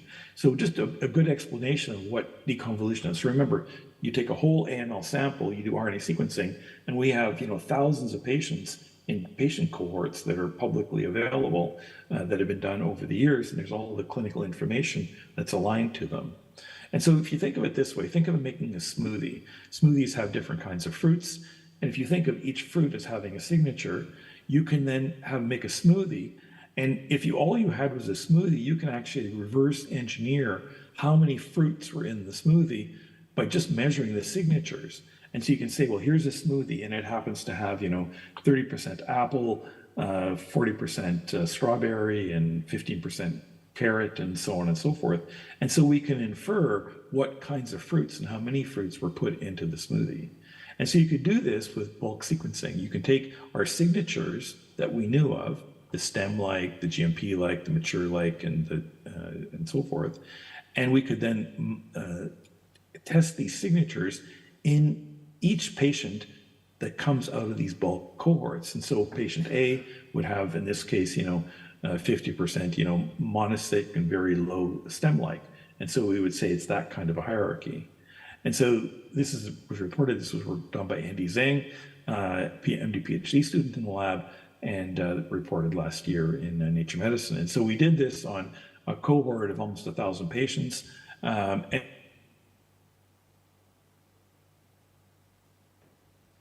probably, 100 patients or so, 150 patients here. And you can see the coloring is mature-like is here, the pink is stem-like, and the gray here is GMP-like. So you can see this is a set of samples which is very GMP-like. So these samples on a single cell projection would look like this, but by cybersort, we can still find them and they look like that. And so we call these GMP dominant. Here's a set which are quite mature. You can see lots of yellow at the bottom, and they would represent something like this and that kind of an architecture. Here are some which are very primitive. You can see all the pink colors. So lots of, so what this means then is in each of these individual patients, most of their blasts have a stem-like feature on them compared to all the other lineages that are there. And you can see that one, and then here's the mixed one, which you can see down in here. So I've already described that, but this is what we did. But now what we have is a lot of clinical data on these 896 patient samples. And you could represent them this way. So some are primitive, some are intermediate, and so when you project these 846, you see primitive here, GMP here, or primitive here, and mature down here. And so what we wanted to do then was ask, can you align features with each of these different axes? And so you can see the primitive ones tend to have this particular genotype, have a very poor outcome. The GMP dominant are the ones that have these kinds of genetic architecture, and they tend to be more favorable outcome. These ones are mature myeloid, and they tend to have an intermediate outcome and have these kinds of drivers in them. And so what this then represents is that each of these architectures must be important because they can predict or define the genetic features that drive the different kind of hierarchies. Or you can say it the other way around, which is when a normal cell starts to acquire these kinds of hits, it creates a particular kind of block. In this kind, makes these ones primitive, where in these ones, it makes them very GMP dominant. And so it's the nature of the block that drives the architecture. And so this then raises the question, if you're GMP dominant, are you sensitive to different kinds of drugs than if you're primitive? or any of these other features. And so we wanted to look at this. And so it turned out that there was a new database that was generated called Beat AML. And Beat AML, not only did they collect patient samples, but they carried out drug screening on each of these patients for about 100 drugs. And so what we had was drug response. And then they ran RNA on each of these patient samples, and so we ran deconvolution on them. And what we could do then is link in any individual patient what kind of a hierarchy it had and what kind of drug response. And so when you looked at this in this particular way, what we found was that patients that had a primitive architecture were not responsive. So this is just a sensitivity. If you're blue, you're resistant. If you're orange, you're sensitive. So you can see if you have a primitive architecture, oops, there's my 15 minutes. I'll be finished in about 3 minutes. They're not sensitive to any of these drugs, lots of kinase inhibitors, lots of pathway inhibitors. Whereas if you're more mature-like, you're very sensitive to these kinds of drugs, but you're not sensitive to the latest drugs like venetoclax. Whereas if you're primitive, you're much more sensitive to venetoclax. So what this is telling us is that, what we have today is it's very hard to link these new targeted therapies to particular kinds of leukemia. You get variable responses, right? Venetoclax is given to many kinds of AMLs. Some patients respond and some patients don't. This is an architecture which is giving us insight into why some patients might respond if they or might not respond to this particular drug. And it's based on the kind of leukemia and the kind of hierarchy that's generated. And so, as I said, this is reported last year. And so we wanted to test this in data that we had already generated. So we've done 2 kinds of clinical trial grade studies, albeit in xenografts. And the idea is that we would take AML samples, we transplant them at large numbers. So we took 30 independent primary patients and treated them with this drug, which is a Celgene or a BMS drug, which targets GSPT1 and the stress pathway in cells. And this is 32 primary samples treated with fedratinib, which is a JAK inhibitor. The idea is we transplant AML to mice, we wait for engraftment, then we treat them with drug, and we look at the kind of response they got. And so if you just compare the vehicle to the drug, if there's no change, we call that a non-responder. If there's a big change between the control and there's a marked reduction when we give drug, we call that a responder. And if they are intermediate, we call that a partial responder. But what we did then was, we already had this data, and we went back to these samples and did RNA sequencing, and then we classified them into their hierarchy classification.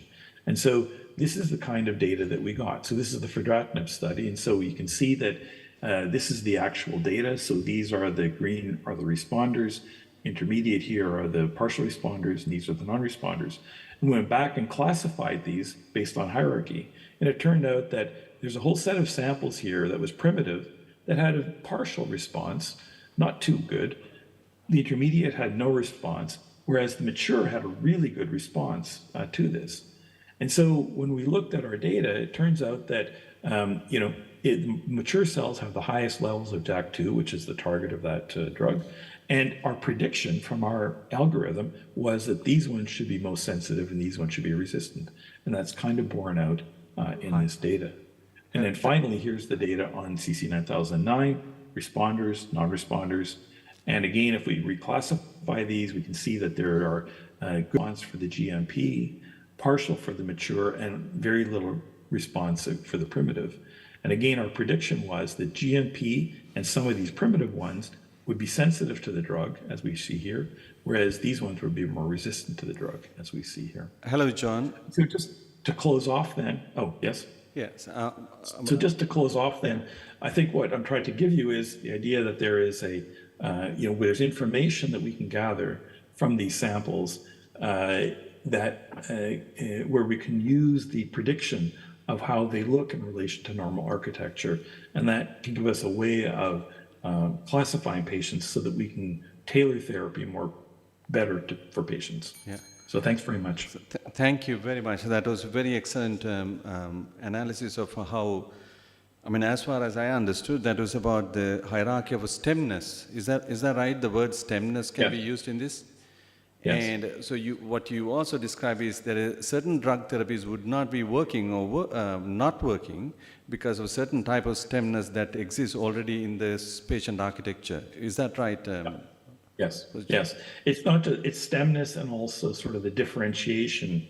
It's the amount of stemness and the differentiation axis, which is the most predictive across these cases. So, I mean, particularly if you would look at the acute myeloid leukemia patients, do you think that this clonality can be very easily understood in the patients today in the clinic or not? Yes. So what we've done is that we have signatures, gene expression signatures that predict whether you're primitive, you're GMP, or mature-like, and we've distilled that down into a small number of genes. I mean, the most optimal is 42 genes, but we had a prior signature of 17 genes, and we could predict what category you're in. And that now is a nanostring, so it's a very precise way and very inexpensive way of gathering gene expression data on patients. And we can get that data within 48 hours of patients coming into the clinic, and it's a CLIA certified test in our molecular diagnostics lab. So it's a very inexpensive way, and we, I could just tell you that, this helps to predict response of patients more accurately than cytogenetics, for example. So it's a very precise way to categorize patients. Yes. Now, I was having sort of a question. Now, we often speak about early biomarkers in cancer. Now, this is a big inquiry. Now, in terms of your research, do you think that this particular hierarchical method can be used in the early stages when the leukemic patients can be detected, or even leukemia arises in a patient?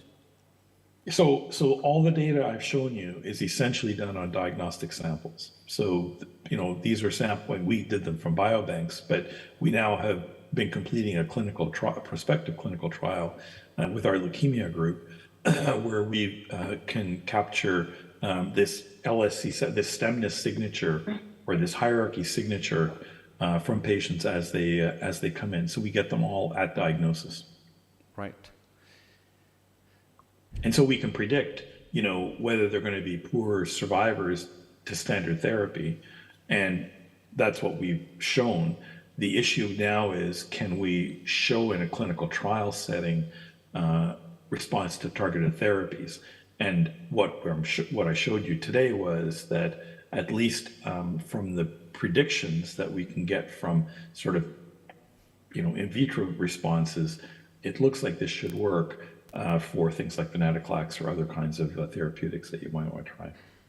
So thank you very much, John. I mean, it has been a very exciting thought and thought-provoking research. And we will come back to, if there are other questions, we will send it to you. So we'll be in touch. Thank you very much for now. Thank you so much. Thank you. So our next speaker is Harvard scientist, Professor Shyamala Maheshwaran. She is the co-director of Circulating Tumor Cell Laboratory in Mass General Research Institute, Harvard Medical School, USA.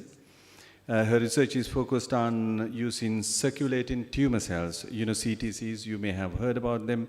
Now in precision medicine, we use CTCs to understand what they are, to monitor diseases and disease progression and the characterization of drugs responses. Her team characterizes CTCs using non-invasive method to serially monitor tumor evolution and therapeutic responses, and to gain key insights into the complex biology of metastasis. So may I welcome Professor Shyamala. Can you hear me? Hi, ma'am. Thank you. Yes, we can hear you. You are most welcome. Okay, so good morning, and I'd like to begin by thanking Dr. Sumit Pereira for this invitation. I received my PhD at the University of Peradeniya in Sri Lanka, so this is truly an honor for me to be able to present the work that we are doing in this forum.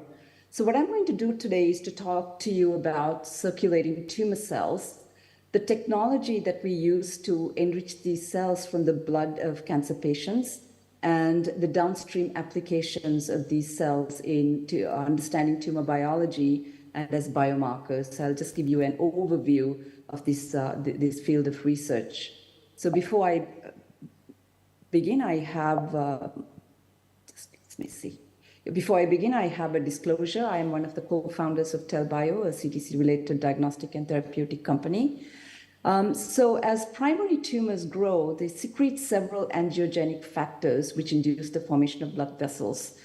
This, together with tumor cells losing their cell-cell interaction and becoming more invasive, and other complex biological processes, results in the intravasation of tumor cells into the circulation. And these tumor cells that are shed into the blood are, of course, aptly called circulating tumor cells. The majority of these cells are destroyed by cell apoptosis, a form of cell death, because this environment is hostile to them. But the viable ones extravasate at a suitable distal site, and often they extravasate in the brain, bone, liver, or lung. And again, many are destroyed through apoptosis, but the competent ones form metastases, which are lethal to the patients. So the tumor cells are highly plastic, and they can undergo extensive molecular evolution to actually overcome adverse environmental conditions so that they can survive. And it, in fact, happens very early in the metastatic process. As you can imagine, the tumor cells that actually arise from the breast are arriving in these different distal sites. Each one of these distal sites has a different microenvironment and is mounting an adverse effect on these cells. And only the cells that have the right molecular makeup can grow in these environments and succeed. So as a result, some of these metastatic tumors, their molecular makeup is quite different from the molecular makeup of the primary tumor from which they originated. So another scenario where there is extensive molecular evolution of cancer is when they are actually faced with therapeutic challenge.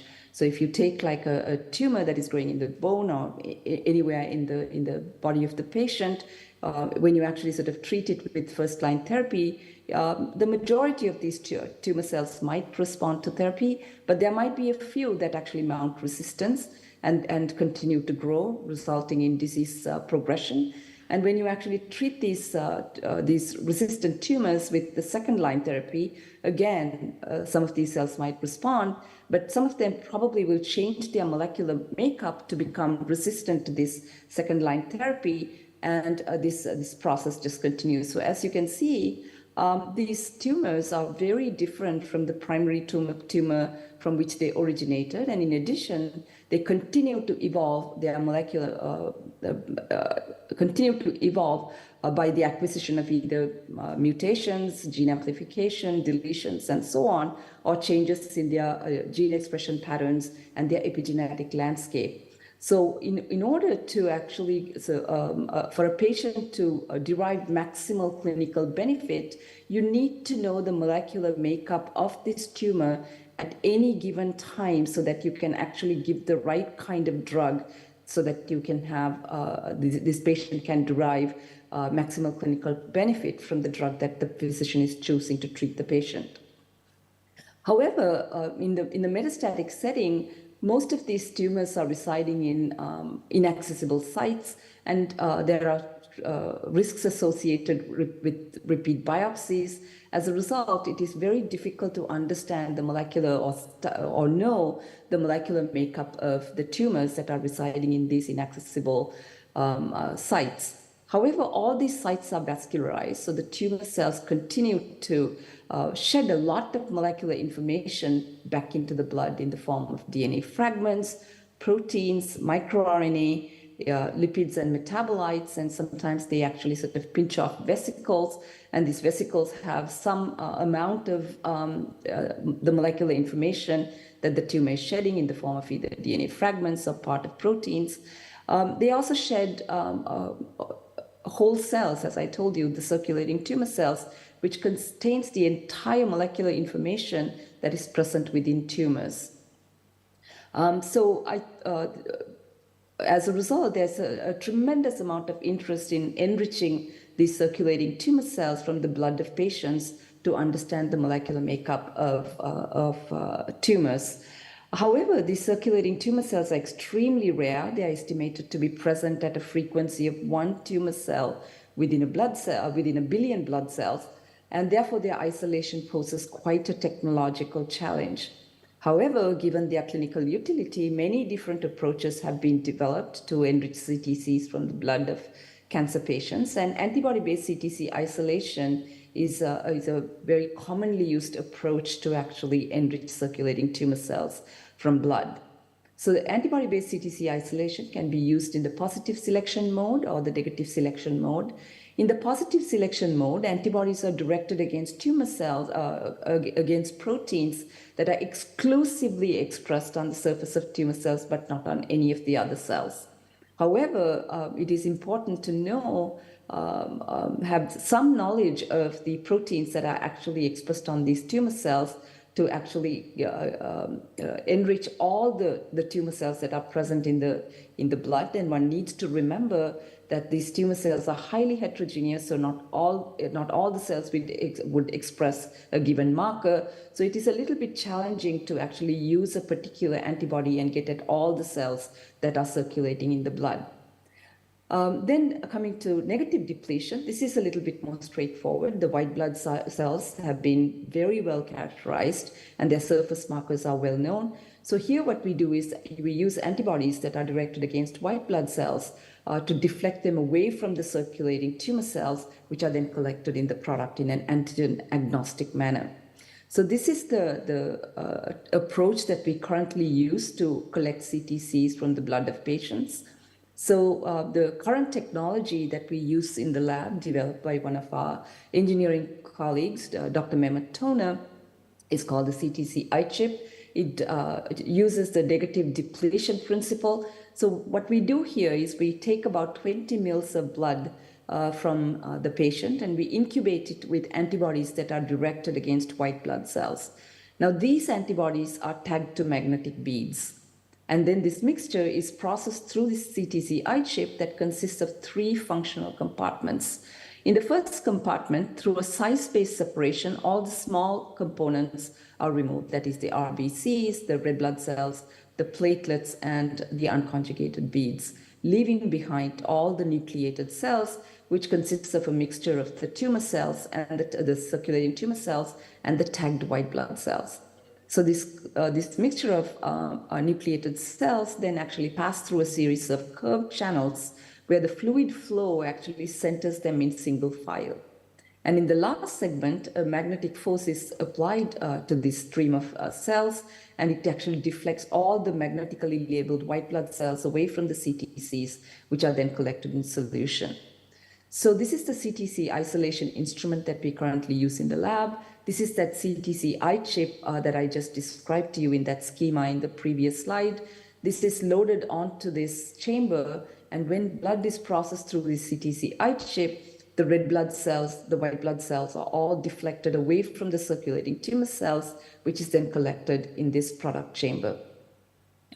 So this process is very gentle. It actually allows us to collect these CTCs intact and in a viable state. And they can be used for multiple downstream applications. We can actually sort of spin them down onto glass slides, stain them, and apply high-resolution imaging. And I'll come back to that in the biomarker discussion. We can also culture them. We can actually grow them in vitro. However, the efficiency of culture of CTCs is extremely low. We have been successful in culturing just about 5% of the patients whom we have sampled. However, it is important to note that these CTC cultures basically, because they come from metastatic patients, represent the later stages of the disease from patients who have received multiple courses of therapies. So they harbor mutations that are not actually found in many of these ATCC cell lines that are commonly used to actually study tumorigenesis. So culturing these CTCs actually gives us adequate material now to do sequencing and to genotype them and to epigenetically profile them. We can also do, based on some of the genotyping that we actually sort of come up with, we can actually do some limited drug testing as proof of concept. And we can also establish in vitro and in vivo models to study tumor biology and metastatic progression. We can also collect single cells and do single cell analytics, such as single cell RNA sequencing, to look at the heterogeneity in tumors in patients. And we can also use tumor-specific RNA signatures to look at the tumor load in the blood and see how this tumor load actually changes in response to therapies. So these are some of the downstream applications that are possible. But CTCs can also be used in the biomarker space. And what is a biomarker? Basically, a biomarker is one that allows you to stratify patients to identify the cohort that would gain maximal benefit from being treated with a particular drug.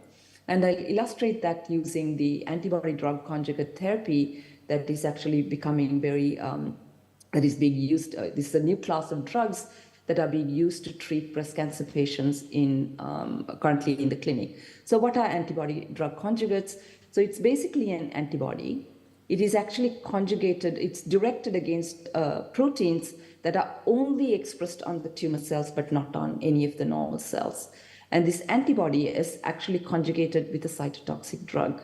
So when this is administered to a patient, it basically goes and finds the tumor cell that is expressing the epitope, is internalized, and then the cytotoxic drug is released. It actually sort of then kills the cancer cell. However, it has no effect on any of the normal cells because they don't express the epitope. So this is going to actually revolutionize the way cytotoxic drugs are currently used to actually treat breast cancer patients because it now provides specificity. And currently there are some ADCs that are being used in the clinic. One of them is sacituzumab govitecan or Trodelvy, which actually targets a protein called TROP2, which is expressed exclusively on the surface of tumor cells, in this case, breast cancer cells, but we find that many other tumors also express TROP2, suggesting that it might be useful in treating other tumors as well. And then, of course, there is ENHER2, which actually targets HER2, which is expressed on breast cancers. And then there are also several other ADCs that are in development. And the question is, well, there are all these different ADCs. How do you decide, which cohort of patients will derive maximal clinical benefit from using any of these ADCs? So here's where, either you can actually go and biopsy these metastatic deposits and see which one of those which patients are enriched for which particular target, but it is not always feasible because these sites are inaccessible, and of course there are many risks associated with biopsies. So here's where the CTCs can become very useful, because for ADC treatment you need to actually evaluate the whole cell to see whether it is actually expressing the target on its surface.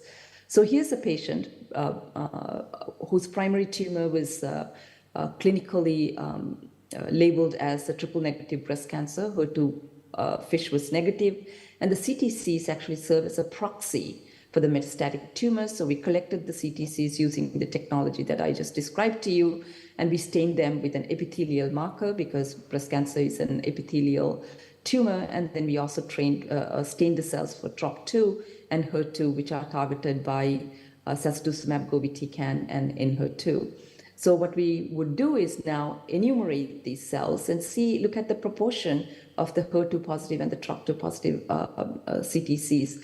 If the HER2 positive CTCs are more prevalent than the TROP2 positive CTCs, then the patient probably would benefit from ENHER2. We would hypothesize that the patient would benefit from ENHER2. On the other hand, if the TROP2 positive CTC fraction is higher than the HER2 positive CTC fraction, we might predict that this patient might be more responsive to sacituzumab govitecan or Trodelvy. So this is the thinking behind some of these experiments and staining and protocols that we are developing. And I'll give you one example. We have been actually looking at some of these metastatic breast cancer patients who have been receiving SG or sacituzumab govitecan, which actually targets TROP2. So we were able to actually collect CTCs from patients prior to treatment And we were able to follow these patients by getting some longitudinal blood draws and collecting CTCs. And these CTCs were stained for TROP2, as I just told you. And you can see that in BRX 166, this patient has absolutely no TROP2 positive CTCs. And the patient basically did not respond to this drug. And the CTC, TROP2 positive CTC numbers continued to climb up. And so here, the CTC trajectory is closely following the clinical progression that was actually seen in the clinic. And it would have been predicted because the CTCs were TROP2 negative. So here's another patient who had CTCs. Half the CTCs were TROP2 positive, another half were TROP2 negative. And when this patient was treated with the drug, the ADC against TROP2, all the TROP2 positive CTCs were eliminated, leaving behind the TROP2 negative CTCs. And one might have predicted that the patient now would begin to recur. And that was indeed the case. The patient actually the numbers, CTC numbers went up. And you can see that, the numbers begin to increase. And again, this was quite aligned with the clinical progression and the clinical responses that were observed with this patient who was receiving sacituzumab as the therapeutic regimen. So basically, to summarize what I have told you up to now, circulating tumor cells are precursors of metastasis, and they can serve as the proxy for all the metastatic tumor deposits that are present within a patient. And they provide a non-invasive tool to sample the tumor cells that are residing in these inaccessible, hard-to-reach places in a patient. And unfortunately, these CTCs are extremely rare, so you need a highly sophisticated technology to actually enrich them. And I told you that we use negative depletion of WBCs to enrich these CTCs from the blood of patients using the CTC iChip that I just described to you. And I also gave you some of the applications of these CTCs, which actually allows us to interrogate the biology of metastasis, look at the heterogeneity of these tumor cells, and also to actually use them as biomarkers in selection of therapies that would actually benefit patients. And with that, I think I will close and also thank the team that I work with. Thank you. Thank you very much, Professor Shyamala. It's been an excellent presentation on a cutting-edge work on how CTCs and how they can be utilized in experimental models and as well as therapeutic models. Now, I do have very simple questions. Now, you're there? Yes, I am. Now, did you say that, did I understand it right, saying 20 mL of blood is needed from a patient in an experiment? Yes. So most of the time we need actually a protocol. A protocol to actually draw blood. And metastatic patients are usually very sick, and the maximum amount of blood that we can draw from a metastatic patient is about 20 mL. Okay. So we use that to actually do our study. That's a lot, yes. I mean, I do hear that the CTs are not very commonly present in the peripheral blood. Now, did you say that also 5% of them survive and very hard to grow them in the clinic? And so we actually find that we can detect circulating tumor cells in about 80% of metastatic cancer patients, whether it is prostate or whether it is breast or any other tumor.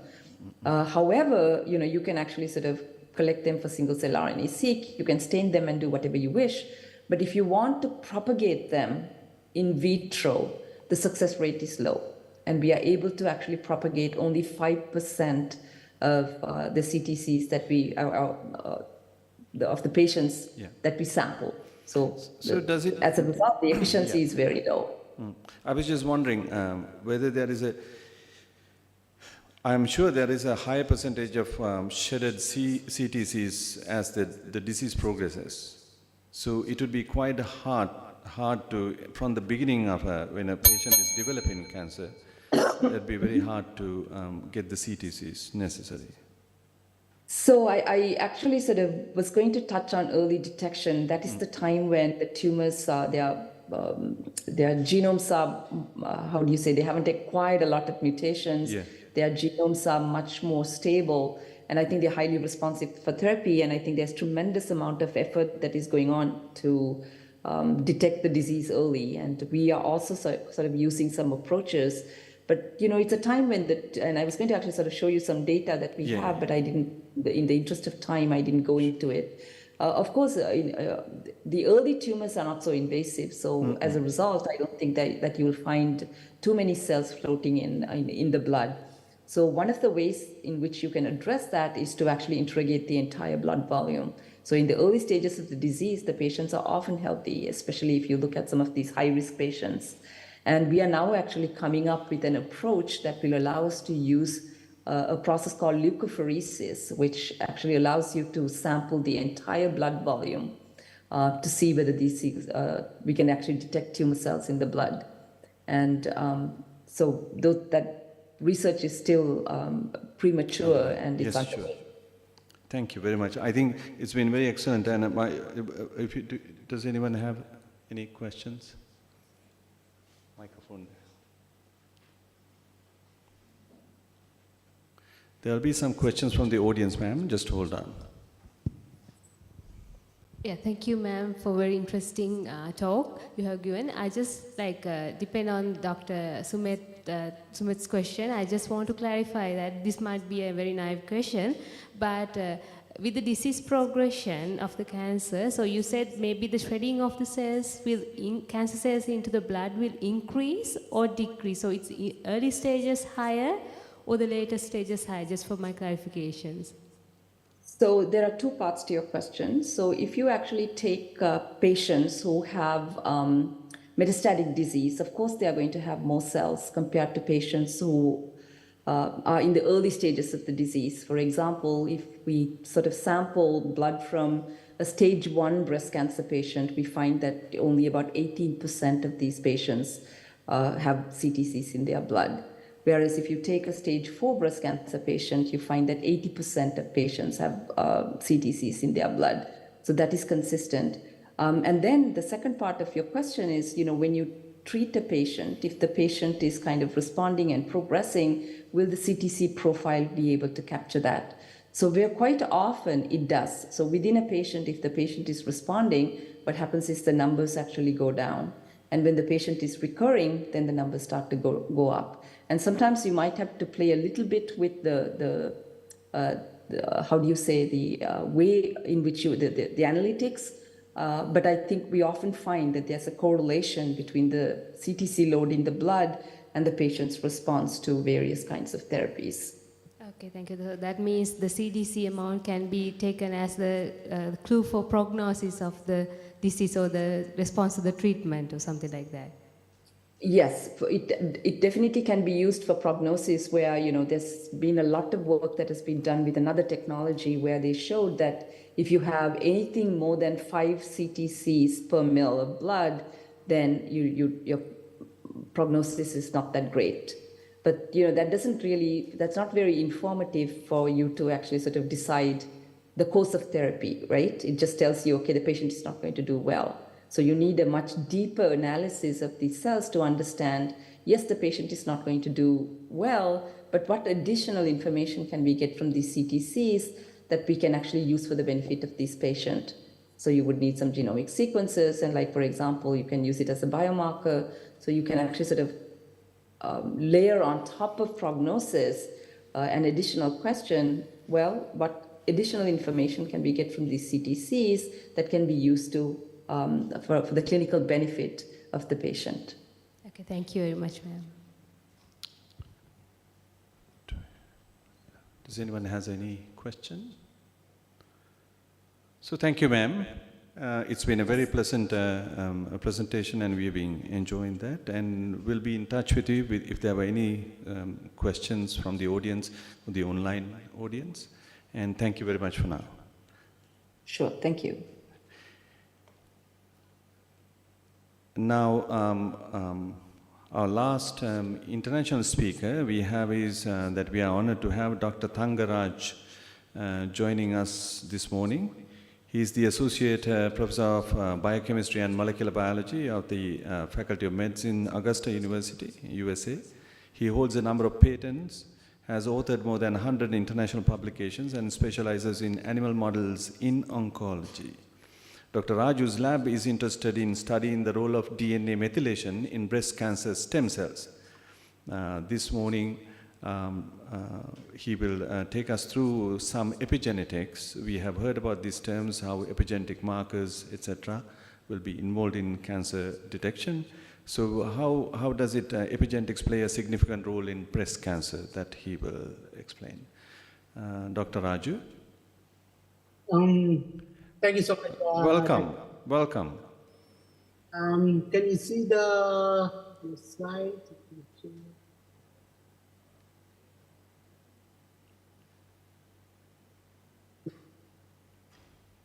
Can you see the slides? No, yes, we can see now. Yes, thank you. Okay. So my lab is mainly interested to identify the role of epigenetics in the regulation of cancer stem cells. So I think most of you know what is epigenetics. The epigenetics is a relatively new area of research. And the change of gene expression without changing in the coding sequence or DNA sequence. So there are three major epigenetics, that is the DNA methylation and the histone acetylation and the non-coding RNA. Our lab is mainly working on the role of DNA methylation, especially in the role of DNA methyltransferase 1. There are three methyltransferases, DNMT1, 3, and 3B. The DNMT1 is the maintenance methyltransferase, and another two, the de novo.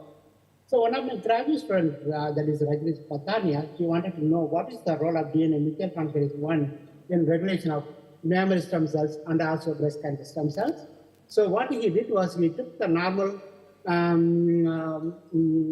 mouse and also we developed several mouse models for the breast cancer, that is MMTV mini transgenic mice.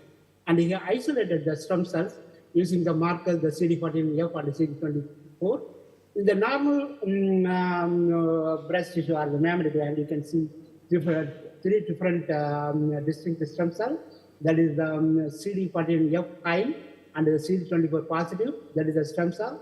The another one is CD14F low and the CD24 high, that is the luminal, and the another one is the stromal. To check whether that is really a stem cell, what he did was he took the stem cell and removed the mammary gland from the mouse, and then he injected some serial dilution started from 100,000, 10, 100,000, so on. So he labeled the stem cell with the GFP, and then he injected the mice, and whether a single cell can repopulate the mammary gland. Yes, it does. So he confirmed that is whatever he isolated, that is the stem cell. So then he went and isolated the stem cell from the mammary gland, the breast cancer tissue. So instead of normal mammary gland, you can see three different populations, but in the cancer tissue, you can see only two populations. That is the CD14F high and the CD24 high, and the CD14F low and the CD24 low. So again, he took these two cell population and injected in the mice with increasing population. Even the 10 cells can able to form a tumor in the whatever that in the CD14F high and the CD24 low. So we confirmed that is the cancer stem cell. Then he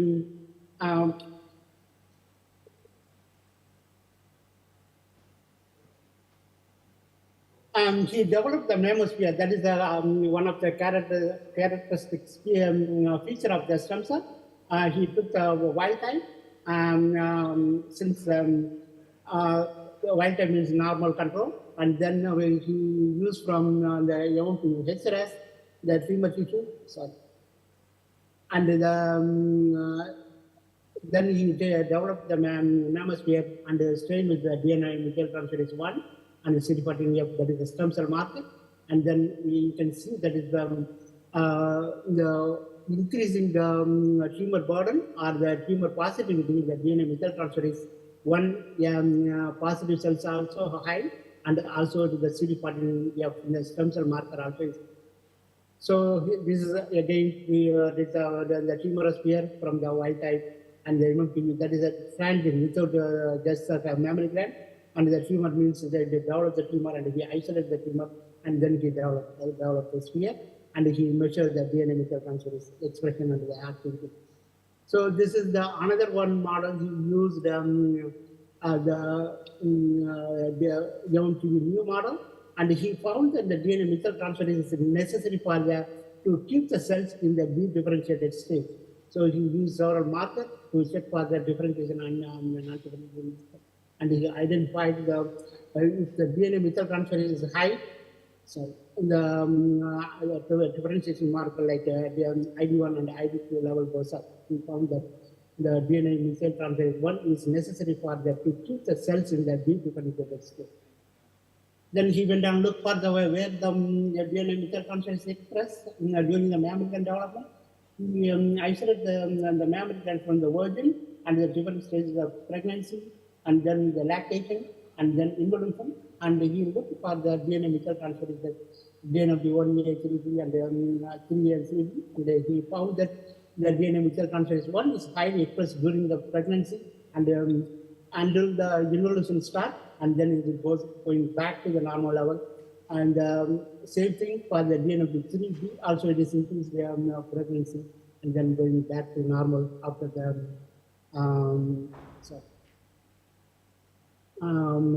involution. So he developed again the mammosphere, and then he looked for the DNA methyltransferase 1 and the stem cell marker. And so you can see that in the virgin mice developed a very small number of spheres during the pregnancy. The mammosphere count is very high, and then he quantified, and he here again he isolated the stem cell, luminal, and the stromal cells.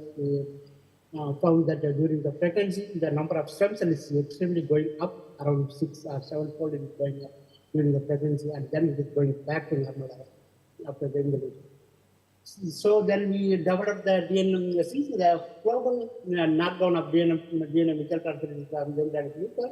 We generated the mammalian and specific DNA methyltransferase knockout mice, and this is the characterization, this genotyping, and this is the to confirm the knockout. And then he used the wild type mice and the knockout mice, and again he tested the stem cell marker or the stem cell. He found that if you knock out the DNA methyltransferase 1, the stem cell level is extremely going low. That is the controlled mice or the wild type mice, it is 4.5%. And if you knock on the DNA methyltransferase 1, it is going 1%, which suggests that the DNA methyltransferase is necessary to maintain the stem cell population. So you can see that in the sphere formation, there is a wild type in the knockout mice. We knock down the DNA methyltransferase. The stem cell level is extremely low. But the mouse for 3 months, and the mammary gland development had some problem, but after that it is picking up. There is no phenotype, whether the pups are fine, the feeding is fine. So no issues, even though it is the stem cell levels are low, but there is no significant phenotype we found. So then he took the knockout mice, and we have several mouse mammary model. We have around 5, 2 for ER negative, and 1 triple negative, and 2 for the ER positive breast cancer. We crossed the DNA methyltransferase knockout mice in all of them, and he found that in all the breast cancer model, if we knock down the DNA methyltransferase, the tumor development is extremely low.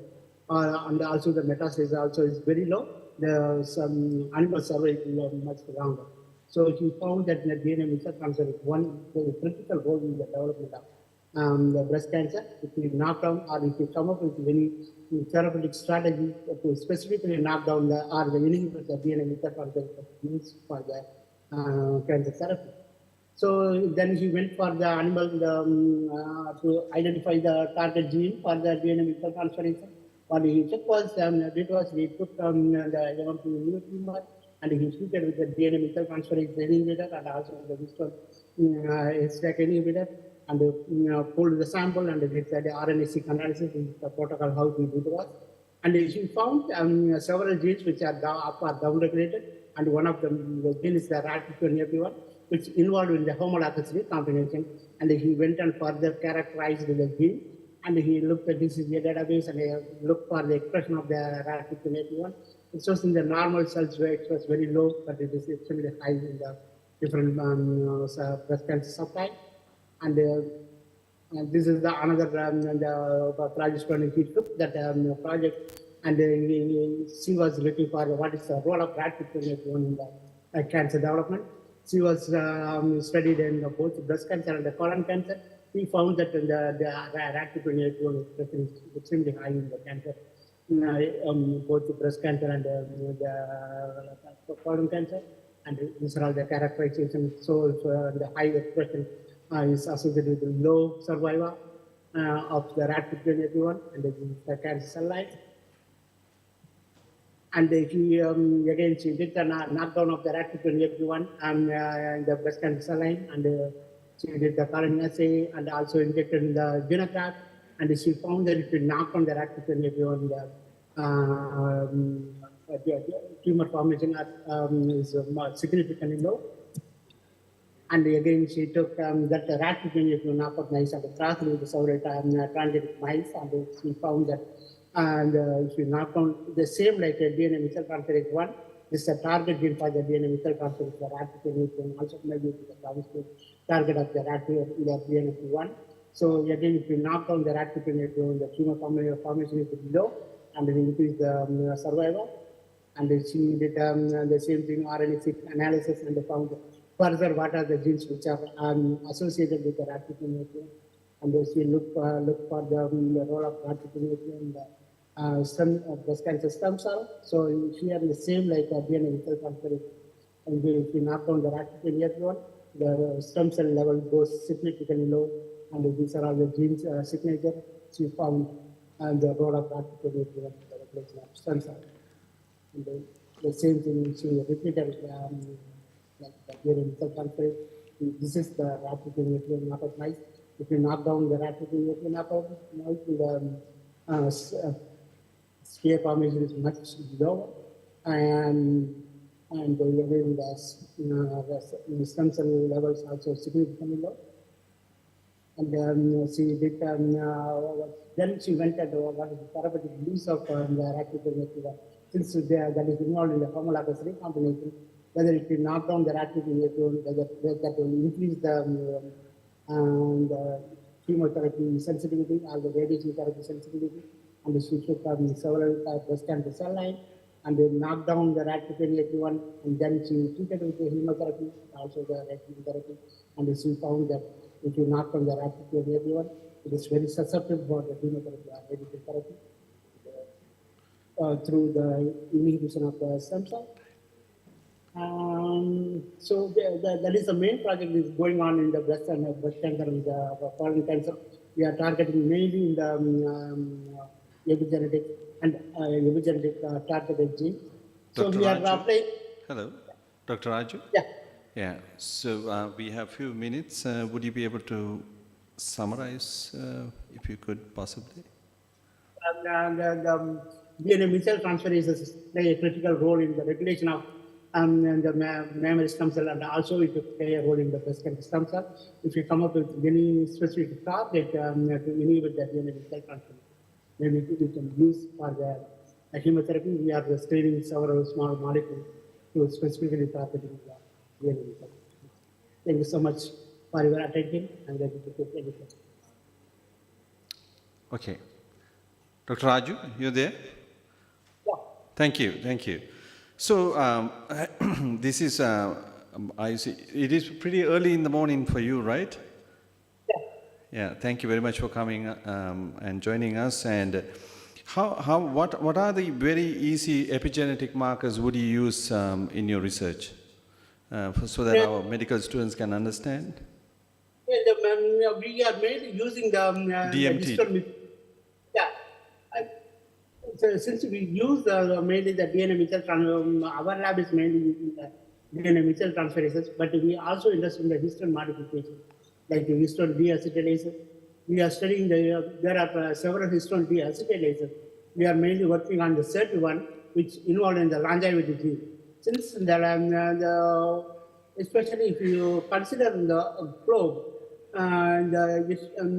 Europeans are especially from the Italian, they are surviving, or their longevity is a little higher than compared with the other globe.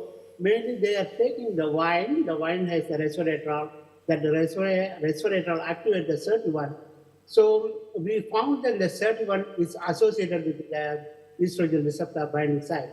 So even though it is involved in the longevity, that the SERT1 play a critical role in the breast cancer development. We are also working on that developing the knockout mice and what is the role of SERT1 in the breast cancer development. Right. Okay.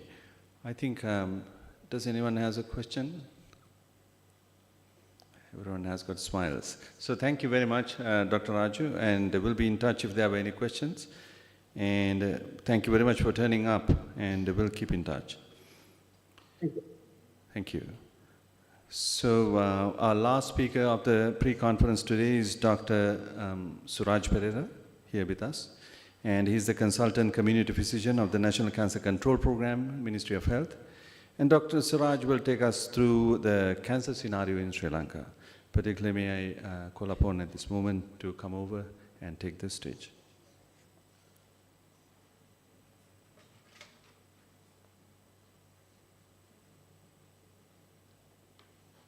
Presentation.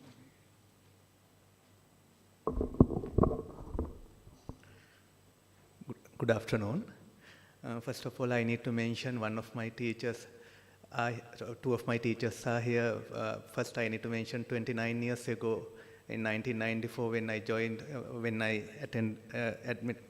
entered Colombo Medical School, my first anatomy teacher, where I learned breast anatomy. Professor Joe Pera is here, so it's a privilege to talk in front of you. Then when I was doing my postgraduates in community medicine, one of my teachers, Professor Komudu Vijayawardene, is here. Thank you, Madam, attending for this session. And since I am the last speaker, and since I am representing National Cancer Control Program, I will give an overview of cancer control and cancer burden in Sri Lanka. And I think it will be helpful because since I am sharing the information with mixed audience, university academia, medical students, and wide variety of researchers from basic researchers, clinical researchers, social researchers, and public health researchers. So with thinking about the spectrum of audience, I will talk on in simple terms in relation to cancer scenario in Sri Lanka.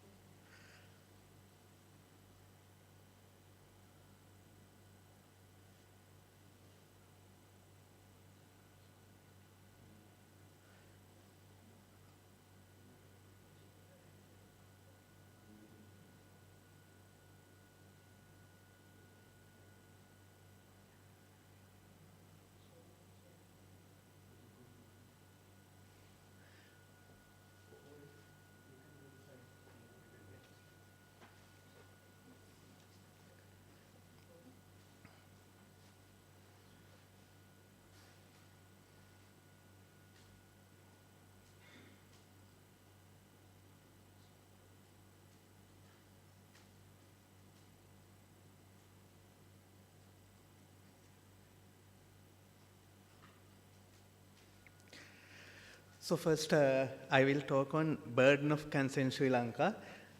When we talk on burden of cancer in Sri Lanka, I need to mention how we collect information on burden of cancer. And it is available online nowadays, and it comes as a publication also, which is National Cancer Registry. when we collect National Cancer Registry, we need to collect information from point of diagnosis. So at the moment, our point of diagnosis is mainly the pathology laboratories. It may be histopathology laboratory, hematology laboratories, as well as oral pathology. And times to come, definitely the genetic and molecular laboratories need to be added in other countries. They are getting down incidence information from genetic and molecular laboratories also. In our setting at the moment, we are receiving data about 75 histopathology laboratories, about 20 hematology laboratories, and 3 oral pathology laboratories in the country. And some private sector pathology laboratories are sending data, not all. So there is a gap of obtaining information from some private sector laboratories. But in assumption, there is an assumption that since cancer care is costly, in the journey of cancer, some point of the cancer journey, most of the patients may be in touch with government setting. So therefore, if we miss counting cancer patients at the point of diagnosis, we may catch them at the point of treatment, where cancer treatment offers cancer treatment units, or else at the final stage, the point of death also it need to be counted again. But in Sri Lankan setting at the moment, 2 databases, the laboratory databases and cancer center databases are managed by Ministry of Health, and the mortal database is run by Registrar General Department. But these databases are not interlinked, and they are not all 3 databases are not up to date. So therefore, matching all this data is an issue at this moment. But if we are thinking of way forward, all these databases should be matched and interlinked, and it need to be able to eliminate duplicate entries also. At the moment, we are doing some manual and some electronic duplicate eliminating, but if we are running an optimal cancer registry from the system, the duplicates need to be eliminated. Now, the countries where up-to-date cancer registries available, Finland, all Scandinavian countries, they have up-to-date countrywide cancer registry databases. UK, US, UK, Australia. So they have all these databases are interlinked. But unfortunately, since our databases are interlinked, we are unable to generate fully blown picture of the scenario in our settings. So there are some gaps.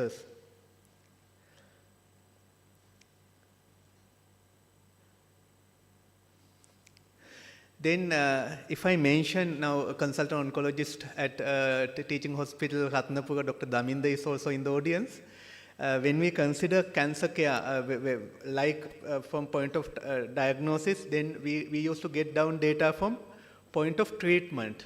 When we consider point of treatment, it is mainly cancer treatment centers. In Sri Lanka, we have 9 main cancer treatment centers, National Cancer Sabaragamuwa, and every province, the provincial main hospital has the main cancer center, where the government plan is to establish comprehensive cancer care in one hospital.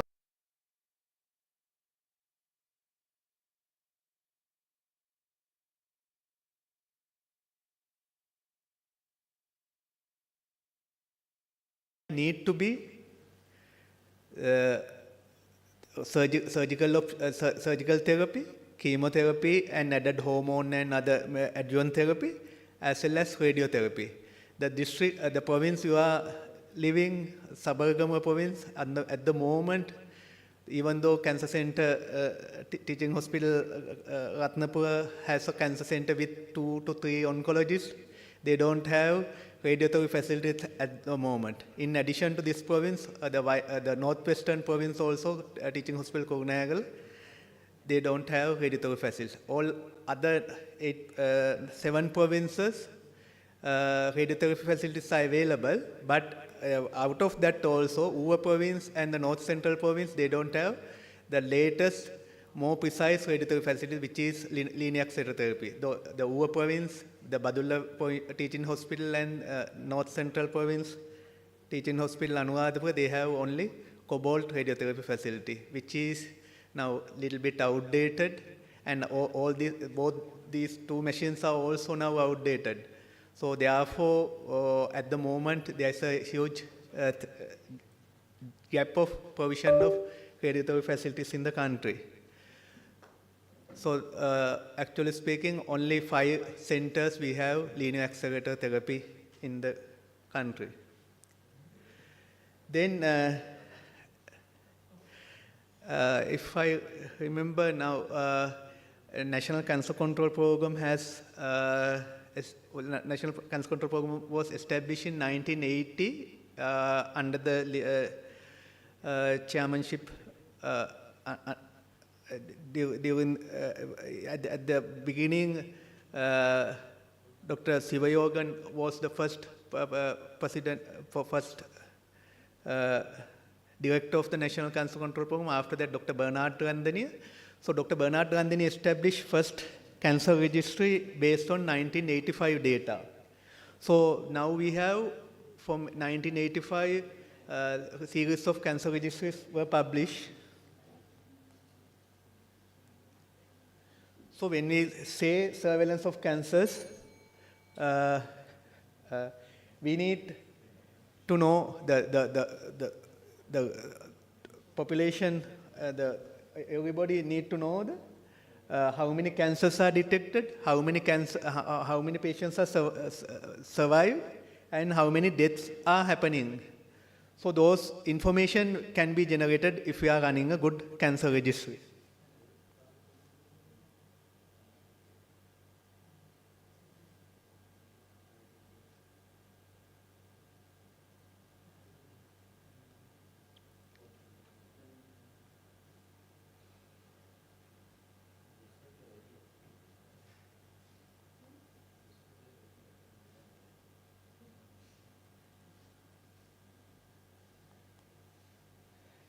These things I discussed. So this is the distribution of cancer treatment centers. The red dots are the main cancer treatment centers. Out of that also, as I mentioned, Ratnapura and Kurunegala, they don't have radiotherapy facilities. The yellow dots are the district cancer treatment centers based at district general hospitals where consultant oncologists are available and they are offering chemotherapy facilities and follow-up care. This is number of patients, new patients registered at all these 24 cancer treatment centers in the country. So 2022, last year, 38,772 new patients registered. And there's a issue here because some patients may register in different cancer treatment centers. Now here, Ratnapura patients, since the radiotherapy is not available, some patients may refer to Badulla Hospital or Mahagama Hospital. So they may register again as new patients. So therefore,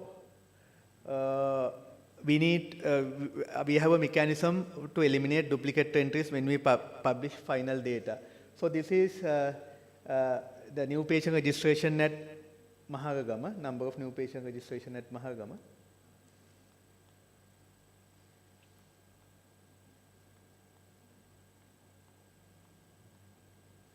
And this is the data collection tool, National Cancer Surveillance Form, which we have patient details and tumor details. So this is for the basic epidemiological assessment, the minimal data set is collected. Now, a lot of researchers are approaching us thinking that fully blown information is available. Unfortunately, basic data is available. So if a researcher is planning for advanced research, primary data collection has to be performed because these are basic variables available.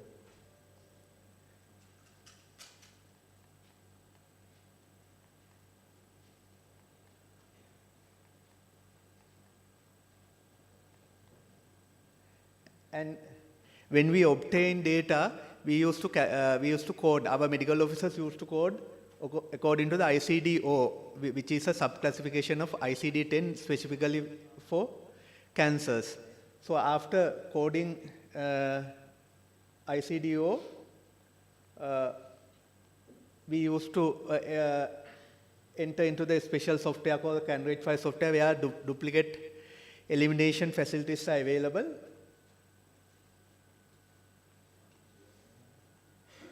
And after that, we used to publish. And all our publications are available online at our website. And the latest publication is 2020. And these days, we are finalizing 21 report. Hopefully, before end of this year, we will release 2021 report. And so this is a bar diagram of diagnosis of new cancers from serial data available from 2005 to 2020. In 2020, 37,847 new cancers were detected, among 20,197 cancers among females and 17,451 cancers among males. So this is after elimination of duplicates. But we may not have counted some private sector data, so actual figure may be little bit higher than this.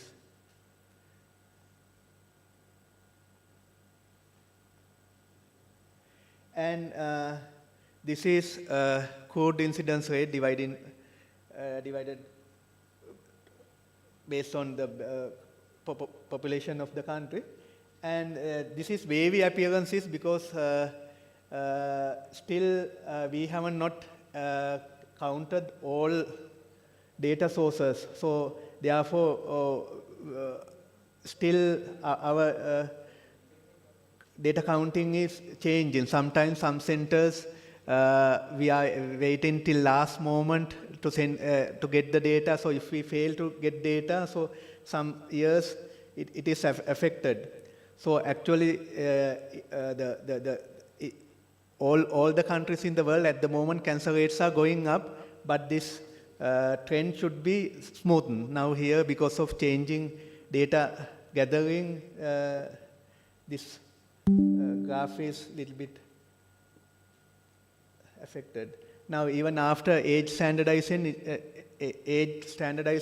also it clearly shows cancer rates are going up over the years.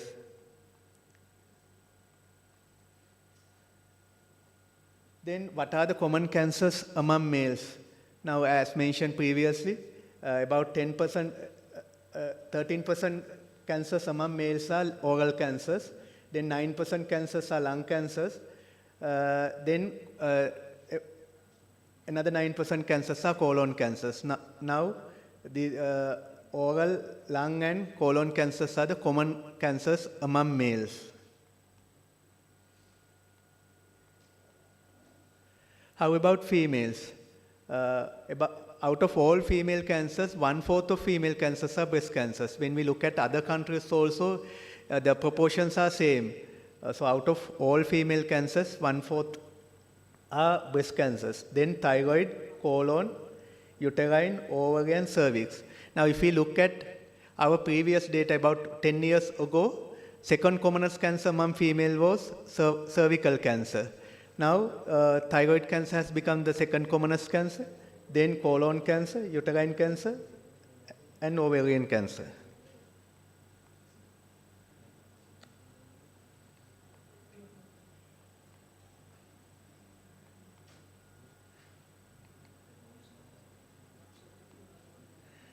Then this is age distribution, and I need to show that in the previous lecture, so also it is mentioned that cancer is a disease of age population. Now, when we look at our distribution also, more and more cancers are detected at the older ages, and only few cancers are detected in childhood.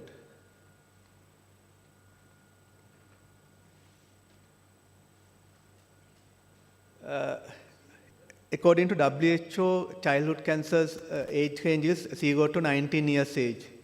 Now, this is the colored one. Orange colored one is the number of childhood cancers. Normally about 900 out of 38,000, about 900 cancers are childhood cancers. Mortality. Now, death data is published by Registrar General Department because when we consider cancer deaths, about 16,000 deaths are cancer-related deaths are happen per year. Out of that, only 5,000 deaths are happening in the hospital setting.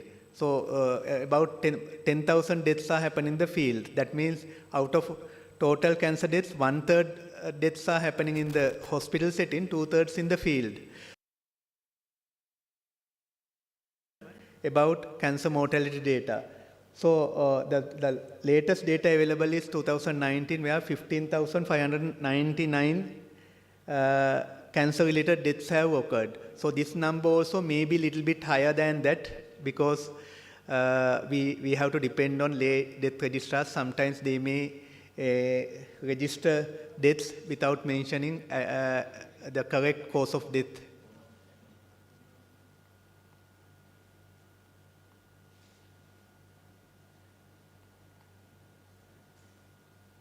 Then how about cancer deaths among childhood? So this is by numbers, and the important thing is still our childhood cancer deaths rates have not reduced in significant amount, because all these deaths are occurred due to deaths are happening due to not purely due to cancer. It may be due to follow-up infections. So therefore, in childhood cancers, we could have minimized most of the cancer deaths if we have good barrier nursing and optimal antibiotics on time. Then survival data. The most important thing is survival data. Unfortunately, except few research studies, we don't have any national-wide survival data because of the issue these databases are not interlinked. These are some of the published survival studies. Then in relation to burden of cancer data, this data visualization platform is available, and I am inviting you to access our website and data visualization platform, and the detailed breakdown of this information are available.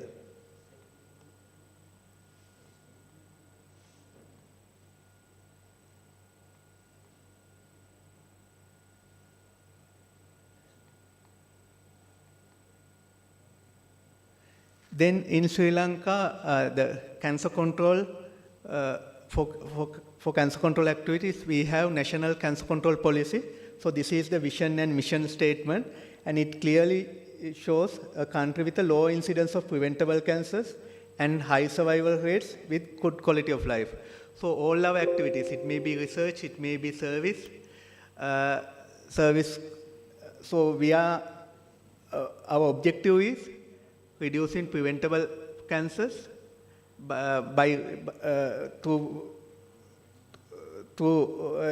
then we can ensure low incidence of cancer. Then if we promote early detection and provision of optimal care, we can ensure high survival rates.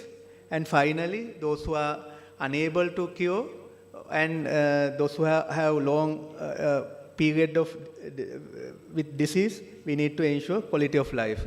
So those are the three objectives of National Cancer Control Policy.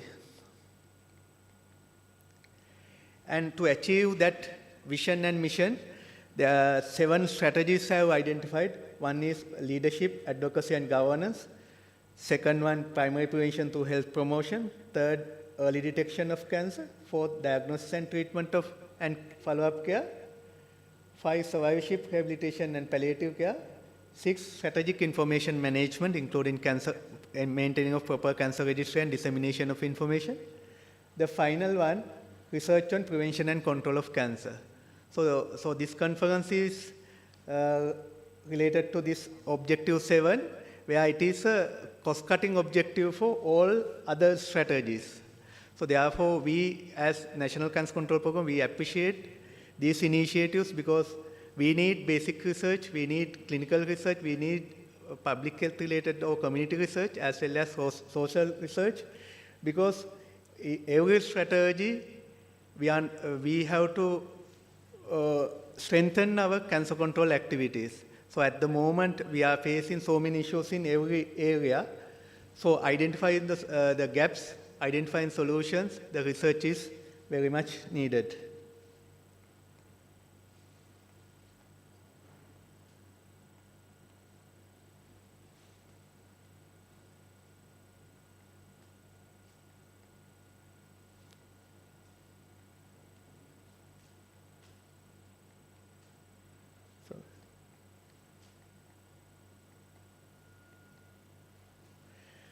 Right. So our approach in Ministry of Health, it may be for prevention, it may be for early diagnosis, it may be for diagnosis and treatment, or it may be for recovery of and rehabilitation of patients, as well as palliative care. In relation to primary prevention, this is one of the highly quoted diagram from Lancet, where out of all preventable cancers, these are the identified main risk factors. So when we consider all cancers, 1/3 of cancers can be prevented. Out of that, half can be prevented if we can stop smoking and smokeless tobacco. So other preventable components are alcohol use, low food and vegetable intake, unsafe sex, physical inactivity, overweight and obesity, and air pollution. Now, since this is a global risk estimate, they have included contaminant injections in healthcare settings where HIV, hepatitis B can be transmitted, and it may lead to secondary cancers. So therefore, it is also considered as a preventable risk factor.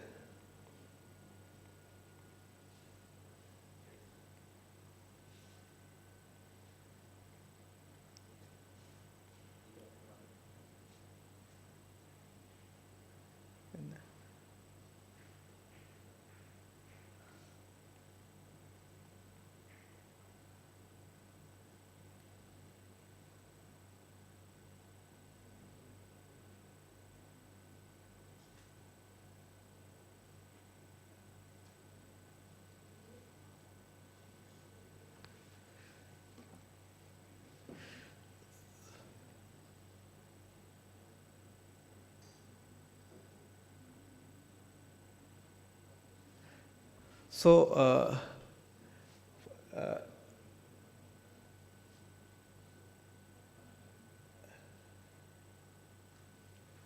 then I need to mention that the WHO arm of cancer research is International Agency for Research on Cancer, which is based at Lyon, France. Even Sri Lankan scientists are used to communicate with International Agency for Research on Cancer. Currently, Professor Dilani Lokuhetti is there, a professor in pathology in Colombo. Now she is in the pathology group. So this international agency research on cancer promote collaborations with countries. So I am inviting this research community also to explore the possibility of collaborating with WHO arm of international research on cancer, where they used to publish carcinogen monograph series. So at the moment,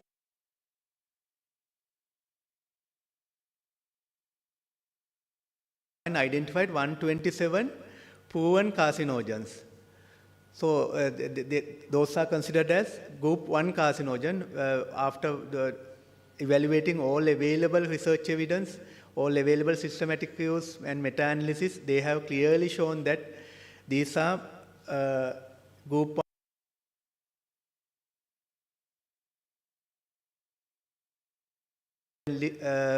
manual atlas for Sri Lanka also, where the relevant carcinogen to Sri Lankan setting is identified that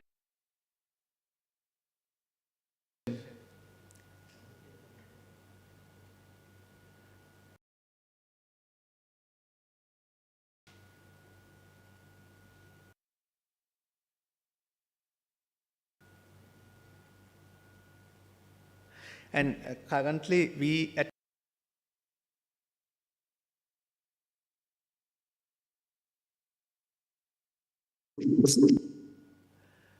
because National Cancer Registry, Sri Lanka National Cancer Registry is supported by this International Agency for Research on Cancer to upgrade into a fully blown population-based cancer registry.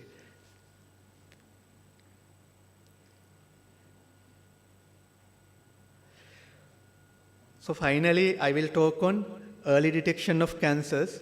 Now, for early detection of cancers in Sri Lankan setting, we have the ground level service delivery component.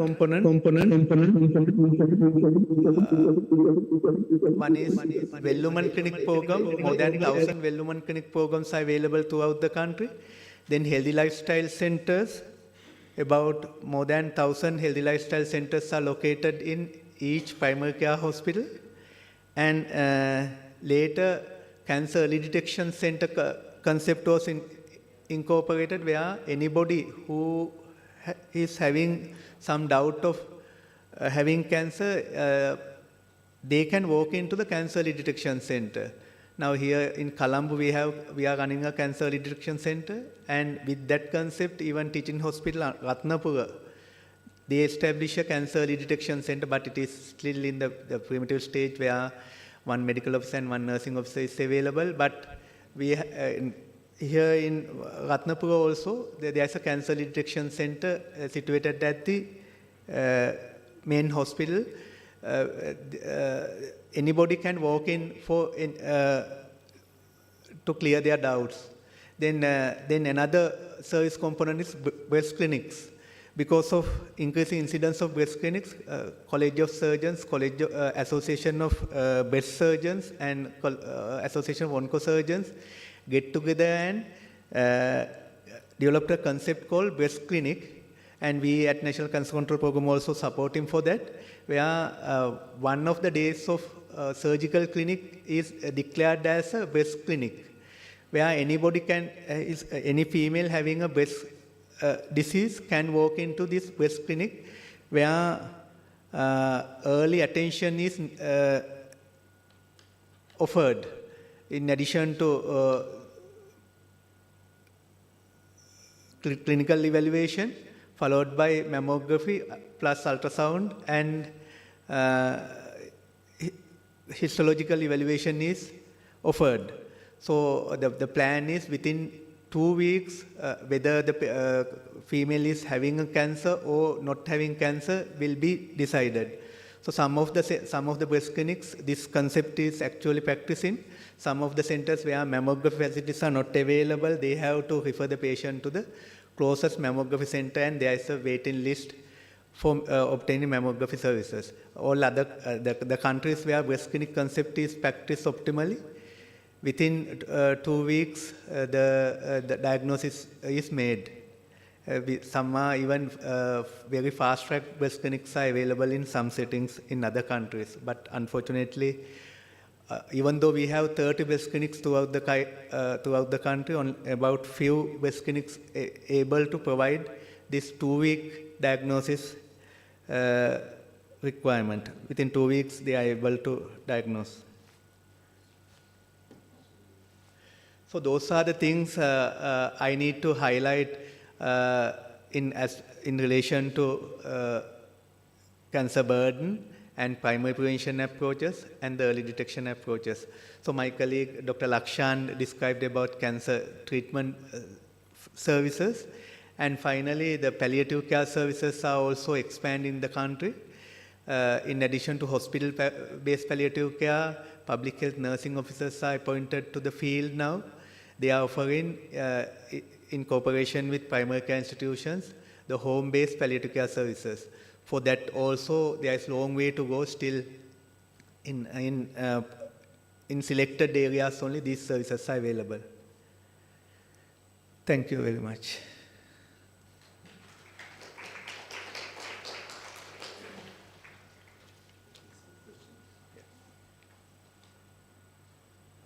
So shall we open the forum for some questions? Professor Joe?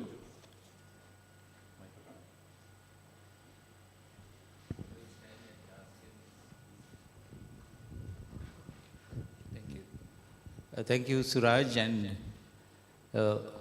I think the greatest joy of a teacher is to get an opportunity to listen to one of his students. So thank you, Suraj. We are very proud of you. I think Kumudu, you will also agree with me.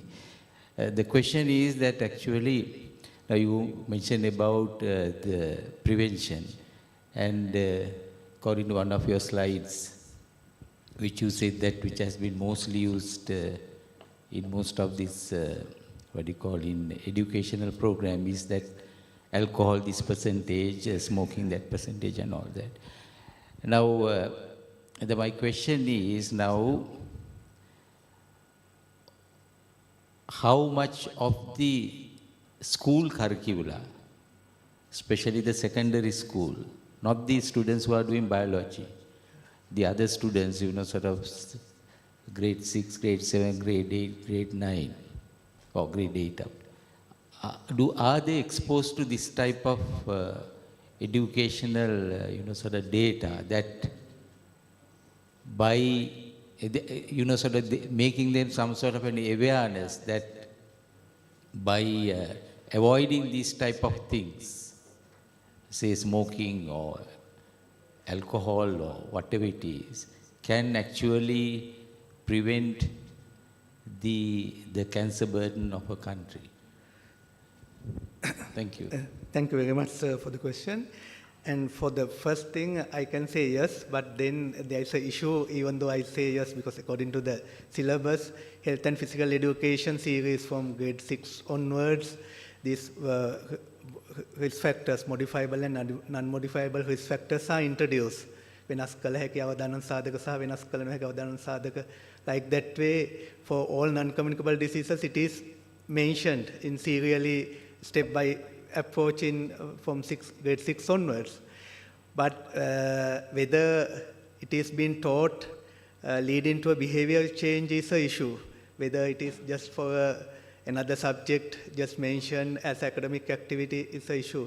In addition to health and physical education, the life skill education period also, it is being taught. But the issue is the method of teaching and whether it led to behavior change is an issue. Because now when we go to the districts, we are getting information that even the school students used to chew this arecanut containing chewing gums, toffees, keeping within the mouth. Even according to Pegadine Dental Faculty, they have detected submucous fibrosis, which is the pre-cancer of oral cancer, among 3.5-year child. Because with the father, he has taken the arecanut compounds he has eaten. So there is a huge issue at the moment that our children are exposed to these substances. Thank you.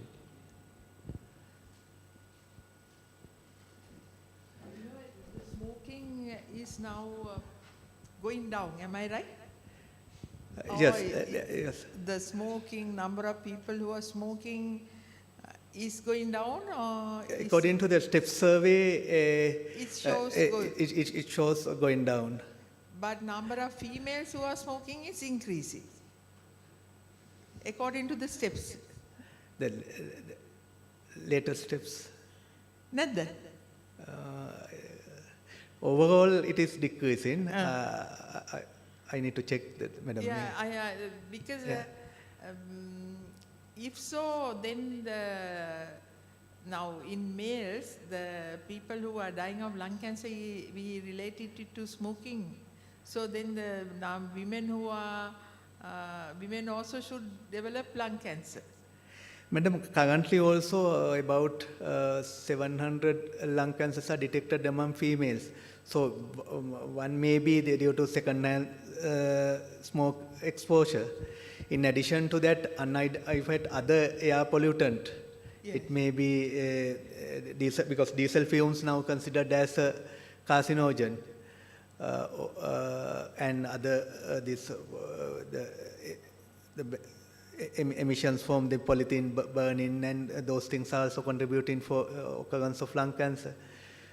So our proportion still we are not experiencing a reduction of lung cancer incidence in the country. Both males and females incidence is increasing. And one last one. Yes, madam. So the CA cervix has gone down because of the vaccination, or? No, because vaccination was introduced in 2017. Yeah. So it is too early because the vaccinated Yes. cohort are still in the school age. Because actually by number, CA cervix has not reduced. Still 1,200 cervical cancer cases are detected. Only rates are decreasing, showing some decrease. Other important thing is other cancers have increased. Thyroid has increased, ovarian cancer has increased, uterine cancer, colon cancer has increased. Other cancers have surpassed cervical cancer. And even without vaccine, it is expected that when the female, nutrition is improved, the general hygiene is improved also, there is chance of reduction of cervical cancer because we all know now HPV should be there to initiate cervical cancer, but when HPV is persisting only, it led to the cellular changes. So persistence of the HPV will reduce if you have good genital hygiene and good nutrition. If females are not smoking. So when the factors related to persistence of HPV virus in the female cervix is reducing, it is also causing reduction of cervical cancer because there is a natural shedding of HPV virus.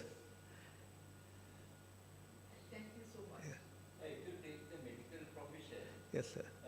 Now there are, are there any areas, so the doctors and the medical students who are exposed, which are now, for example, now I know that, so there are reports and there is evidence in certain other countries that continuous exposure to formaldehyde inhalation in the high concentration can cause lung irritation, which can lead to later on in their later life, they can develop lung cancer, and that's why the anatomy dissections are now moving out from the syllabus, even though the students want to dissect.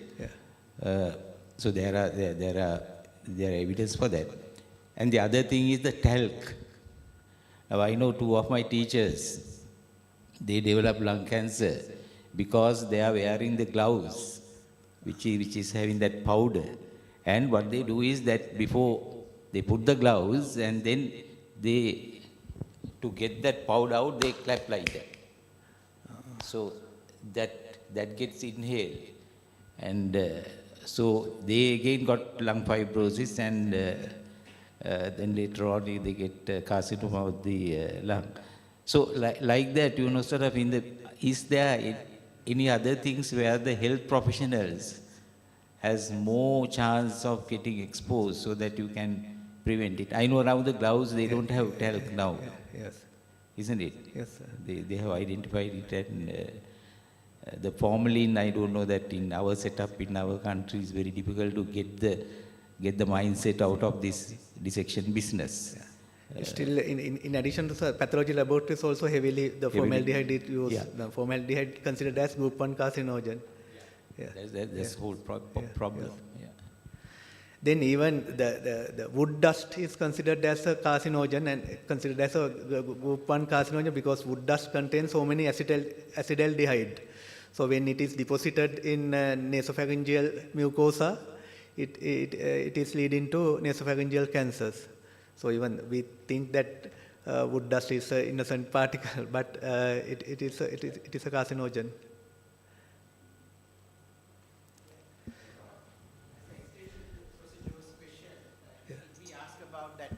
Whether there are any incorporation of this knowledge into the syllabus, and you clearly indicate that even though it is incorporated, the effect of that incorporation will be not seen in the community. That's what I believe that you want to express. as a national, the institution, the control program, cancer control program, you have any remedial measures other than incorporation this knowledge regarding the carcinoma? Even right now you mentioned about this, even the though we thought about it's a very innocent particle, the wood particles, but it is also a cancer causing agent. As a program, have your organization have initiated some remedial measurements other than incorporation this knowledge into the syllabus of secondary level syllabus? Yes, Awareness programs such as, because sometimes with some personal experience, sometimes when we are addressing the young children somewhere around year 9, 10, 11, right, they take these messages from the experts at that school level to their families. And they are very strict about using these chemicals, alcoholism or tobacco chewing, areca nut chewing likewise. They put rules and regulation at home that will be bounced back in very good way to the community to prevention cancers. So my suggestion is whether it is not, right, maybe sometimes not effective to incorporate knowledge into the syllabus, but if there is any awareness program directly can be achieved and go there and in the field, very low level introduction of these things in a very simple manner to the school kids, that will be much effective and that will have a long-term effect. Just a suggestion. Yes, thank you very much for your suggestion. Now, the more established carcinogens like alcohol, tobacco, and those things are being discussed regularly. But these carcinogens, other than it may be formaldehyde, it may be aflatoxin, it may be so many electronic waste. Now, a lot of electronic waste is also leading to containing beryllium, cadmium. Those are also group 1 carcinogen. So these knowledge definitely should go to the community through school children and community. So that's why we developed this carcinogen book we recently launched, and these things need to be informed to the general public first through our empowering our healthcare workers up to the grassroots level, and we need to carefully also introduce this, because there may be some fear psychosis may build up, as well as some of these products are still used in industries. So therefore we need to ensure that even the polyvinyl PVC is also carcinogen. Aluminium production, it led to a lot of carcinogenic fumes. So while empowering, the laws and regulations also need to be established. So there are a long way to go. While empowering, the relevant regulations also need to be established.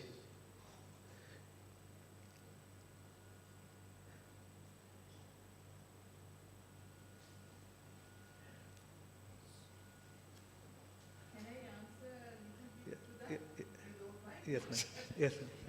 So the tobacco company, this is for the students also. Yes. Because the tobacco control program in Sri Lanka, yes. They have several initiatives they have taken. Yes. So they have put that label on the yes. cigarette packets saying this is carcinogenic. Then they have stopped in several areas growing tobacco. And then in some villages in Sri Lanka, they have stopped selling tobacco, cigarettes. Non-tobacco zones. Yes, no. So, and then we have no smoking areas. We have no smoking restaurants, we have no smoking in playgrounds. So there are some initiatives taken by different groups. So the Food and Drug Act have carcinogenic acts taken in and to be taken away. So, and then our medical officers of health, their PHIs are supposed to give in the village about prevention of cancers and drugs and alcohol. So there are different programs, because the cancer control program per se has few people under the control program. But they work together with the Ministry of Health staff in the grassroots level. Yeah, Madam, our implementation mechanism is also, when we go to the provincial level implementation, it is with MOH system and the the supporting staff available at the MOH, under the MOH, the public health inspector, public health midwife, public health nursing officer, that group. So then these no tobacco zones are promoted mainly by the NATA, but we at National Cancer Control Program and the Directorate of Non-Communicable Diseases, both our national programs we are promoting and we are supporting for this no tobacco zones initiative also. Yeah. Thank you very much.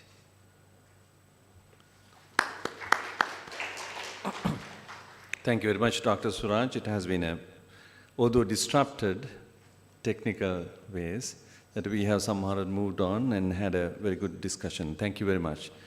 Now, I thought maybe take 1 minute to summarize what we have been talking about. There's a huge amount of data, knowledge we have been engaged with. What is driving cancer is a big question before us, we began with. And we learned about how cancer treatment is closely connected with understanding cancer biology. And translational research activities are needed in terms of closely following some of the challenges in the clinic. Dr. Suraj even drew to the idea that we need to actually develop research avenues in Sri Lanka so that we can actually primarily find ways to curtail cancer incidence. One of the graphs that he showed, if you were to look at, from 2005 to 20, fourfold increase of cancer has happened in new incidence of cancer, which is really should be alarming us and drawing us into more research uptake, particularly inviting the new medical undergraduates to take on some of these subjects. And 4 major areas have been highlighted in the pre-conference today. Cancer stem cells, including blood and breast cancer. Stemness has been a big issue today, how to address them. Professor John particularly drew our attention to that. And circulating tumor cells by Professor Shamala, and how to do critical diagnosis using early biomarkers, CTC genetics using in order to inform the clinic about understanding tumor heterogeneity. And we also understood about tumor microenvironment, which is a complex, so to say, complex organ, where multiple events occurring through and determine various cancer processes. How do cancers get formed and survive and spread? And in there we heard Professor Arbab drawing our attention to exosomes. These are extracellular nanoparticles, how they communicate between cells and how they form niches, little places where, for example, that he gave that breast cancers, how do they can form liver or various other places. So secondaries, how do they form, educating various other sites in the body. And we also had some information about epigenetics by Dr. Raju, and how does epigenetics involve in cancer evolution. So I guess it has been an exciting morning for me and morning for you, I thought.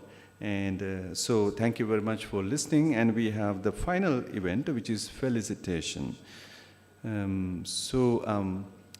are a number of people that we need to be thankful and felicitate this morning. So may I invite from the conference chair, Dr. Vimalasiri, to come over and say a few words for felicitation for those resource persons and others who have taken part in this.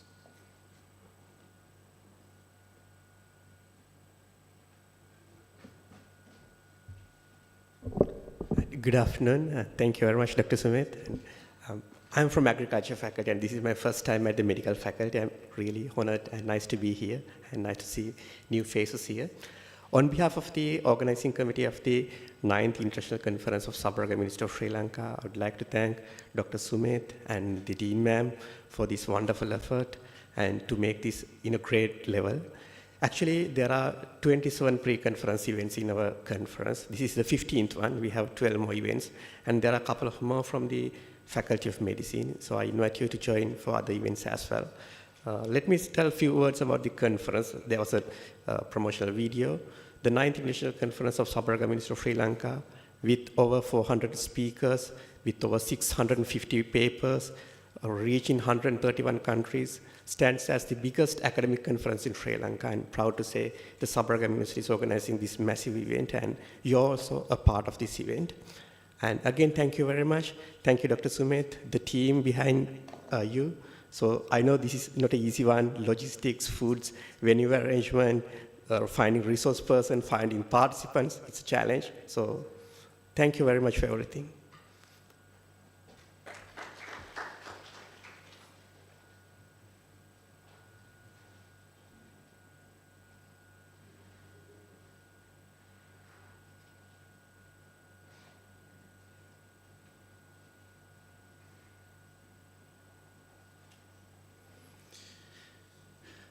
So, unfortunately, we won't be able to physically honor our resource persons because some of them are joined us online, but we will be sending them some of the certificates that we have. But we have with us Dr. Suraj. So may I ask the chair to please come forward and honor Dr. Suraj with the certificate of appreciation.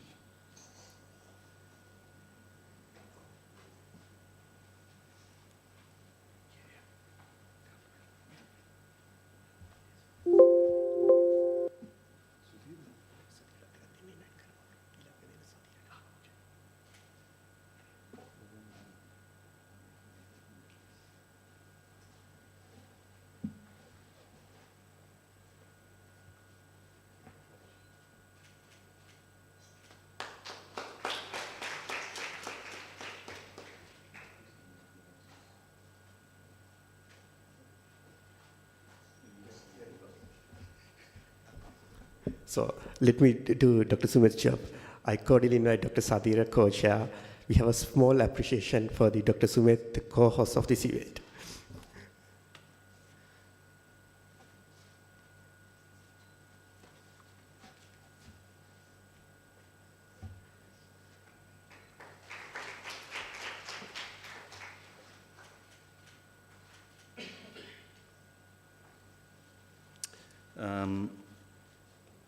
By word, I would like to actually acknowledge Dr. Lakshan, Dr. Suraj, Professor Shyamala, Professor Abha, Professor John, and Dr. Tangaraj for their great contribution this morning.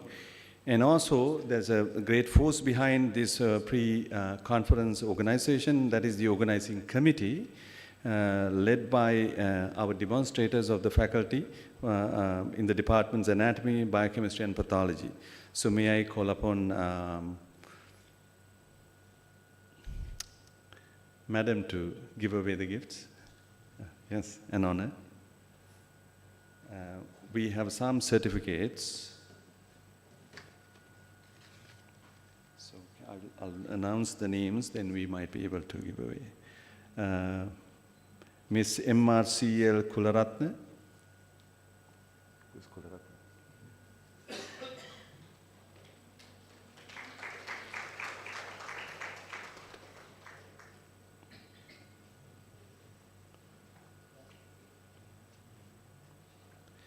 Mr. MRCS Matota.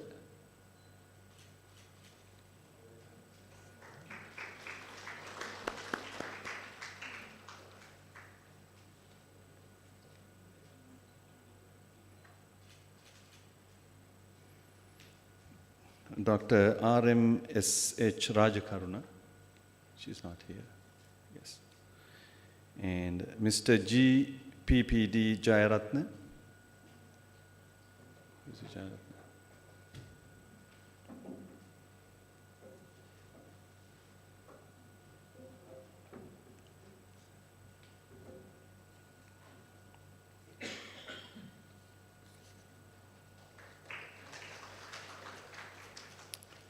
Miss GUS Vanigaratne.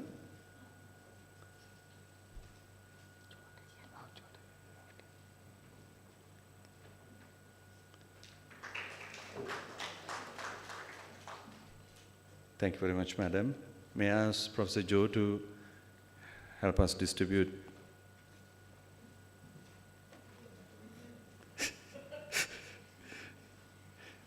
Miss G.W.W. Malchani. Malchani.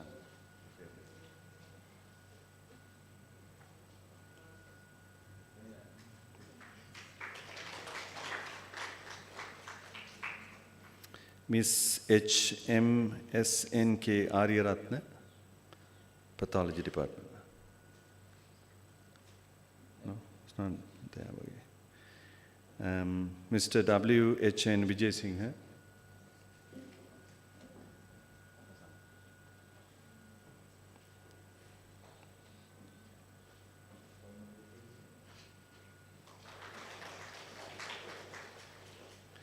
And the whole team was led by, doing a lot of work was by Miss LPG SG Pereira.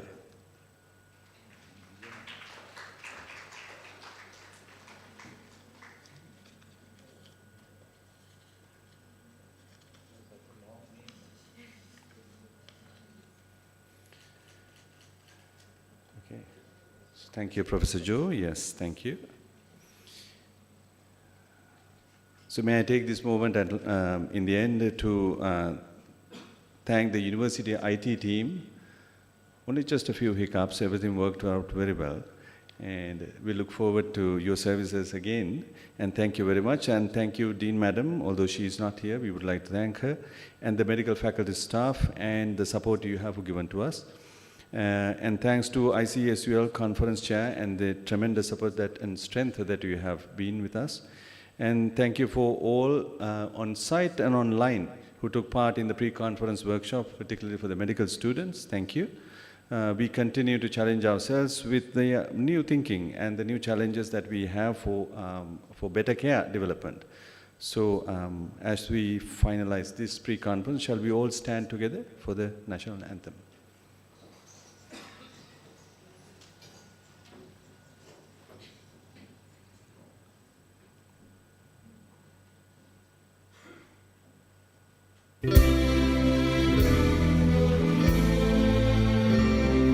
Sri Lanka Mata, Mata Sri Lanka, Namo Namo Namo Namo Mata,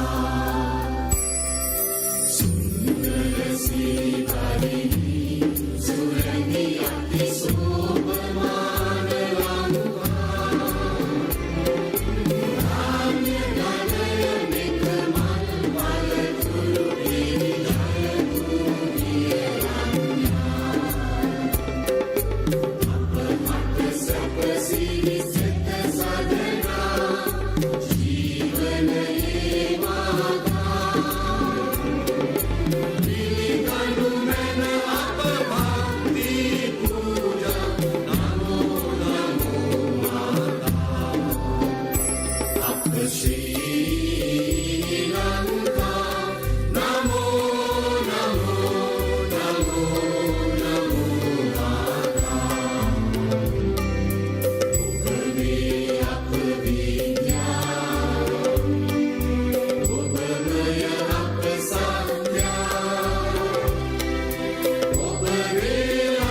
Shanti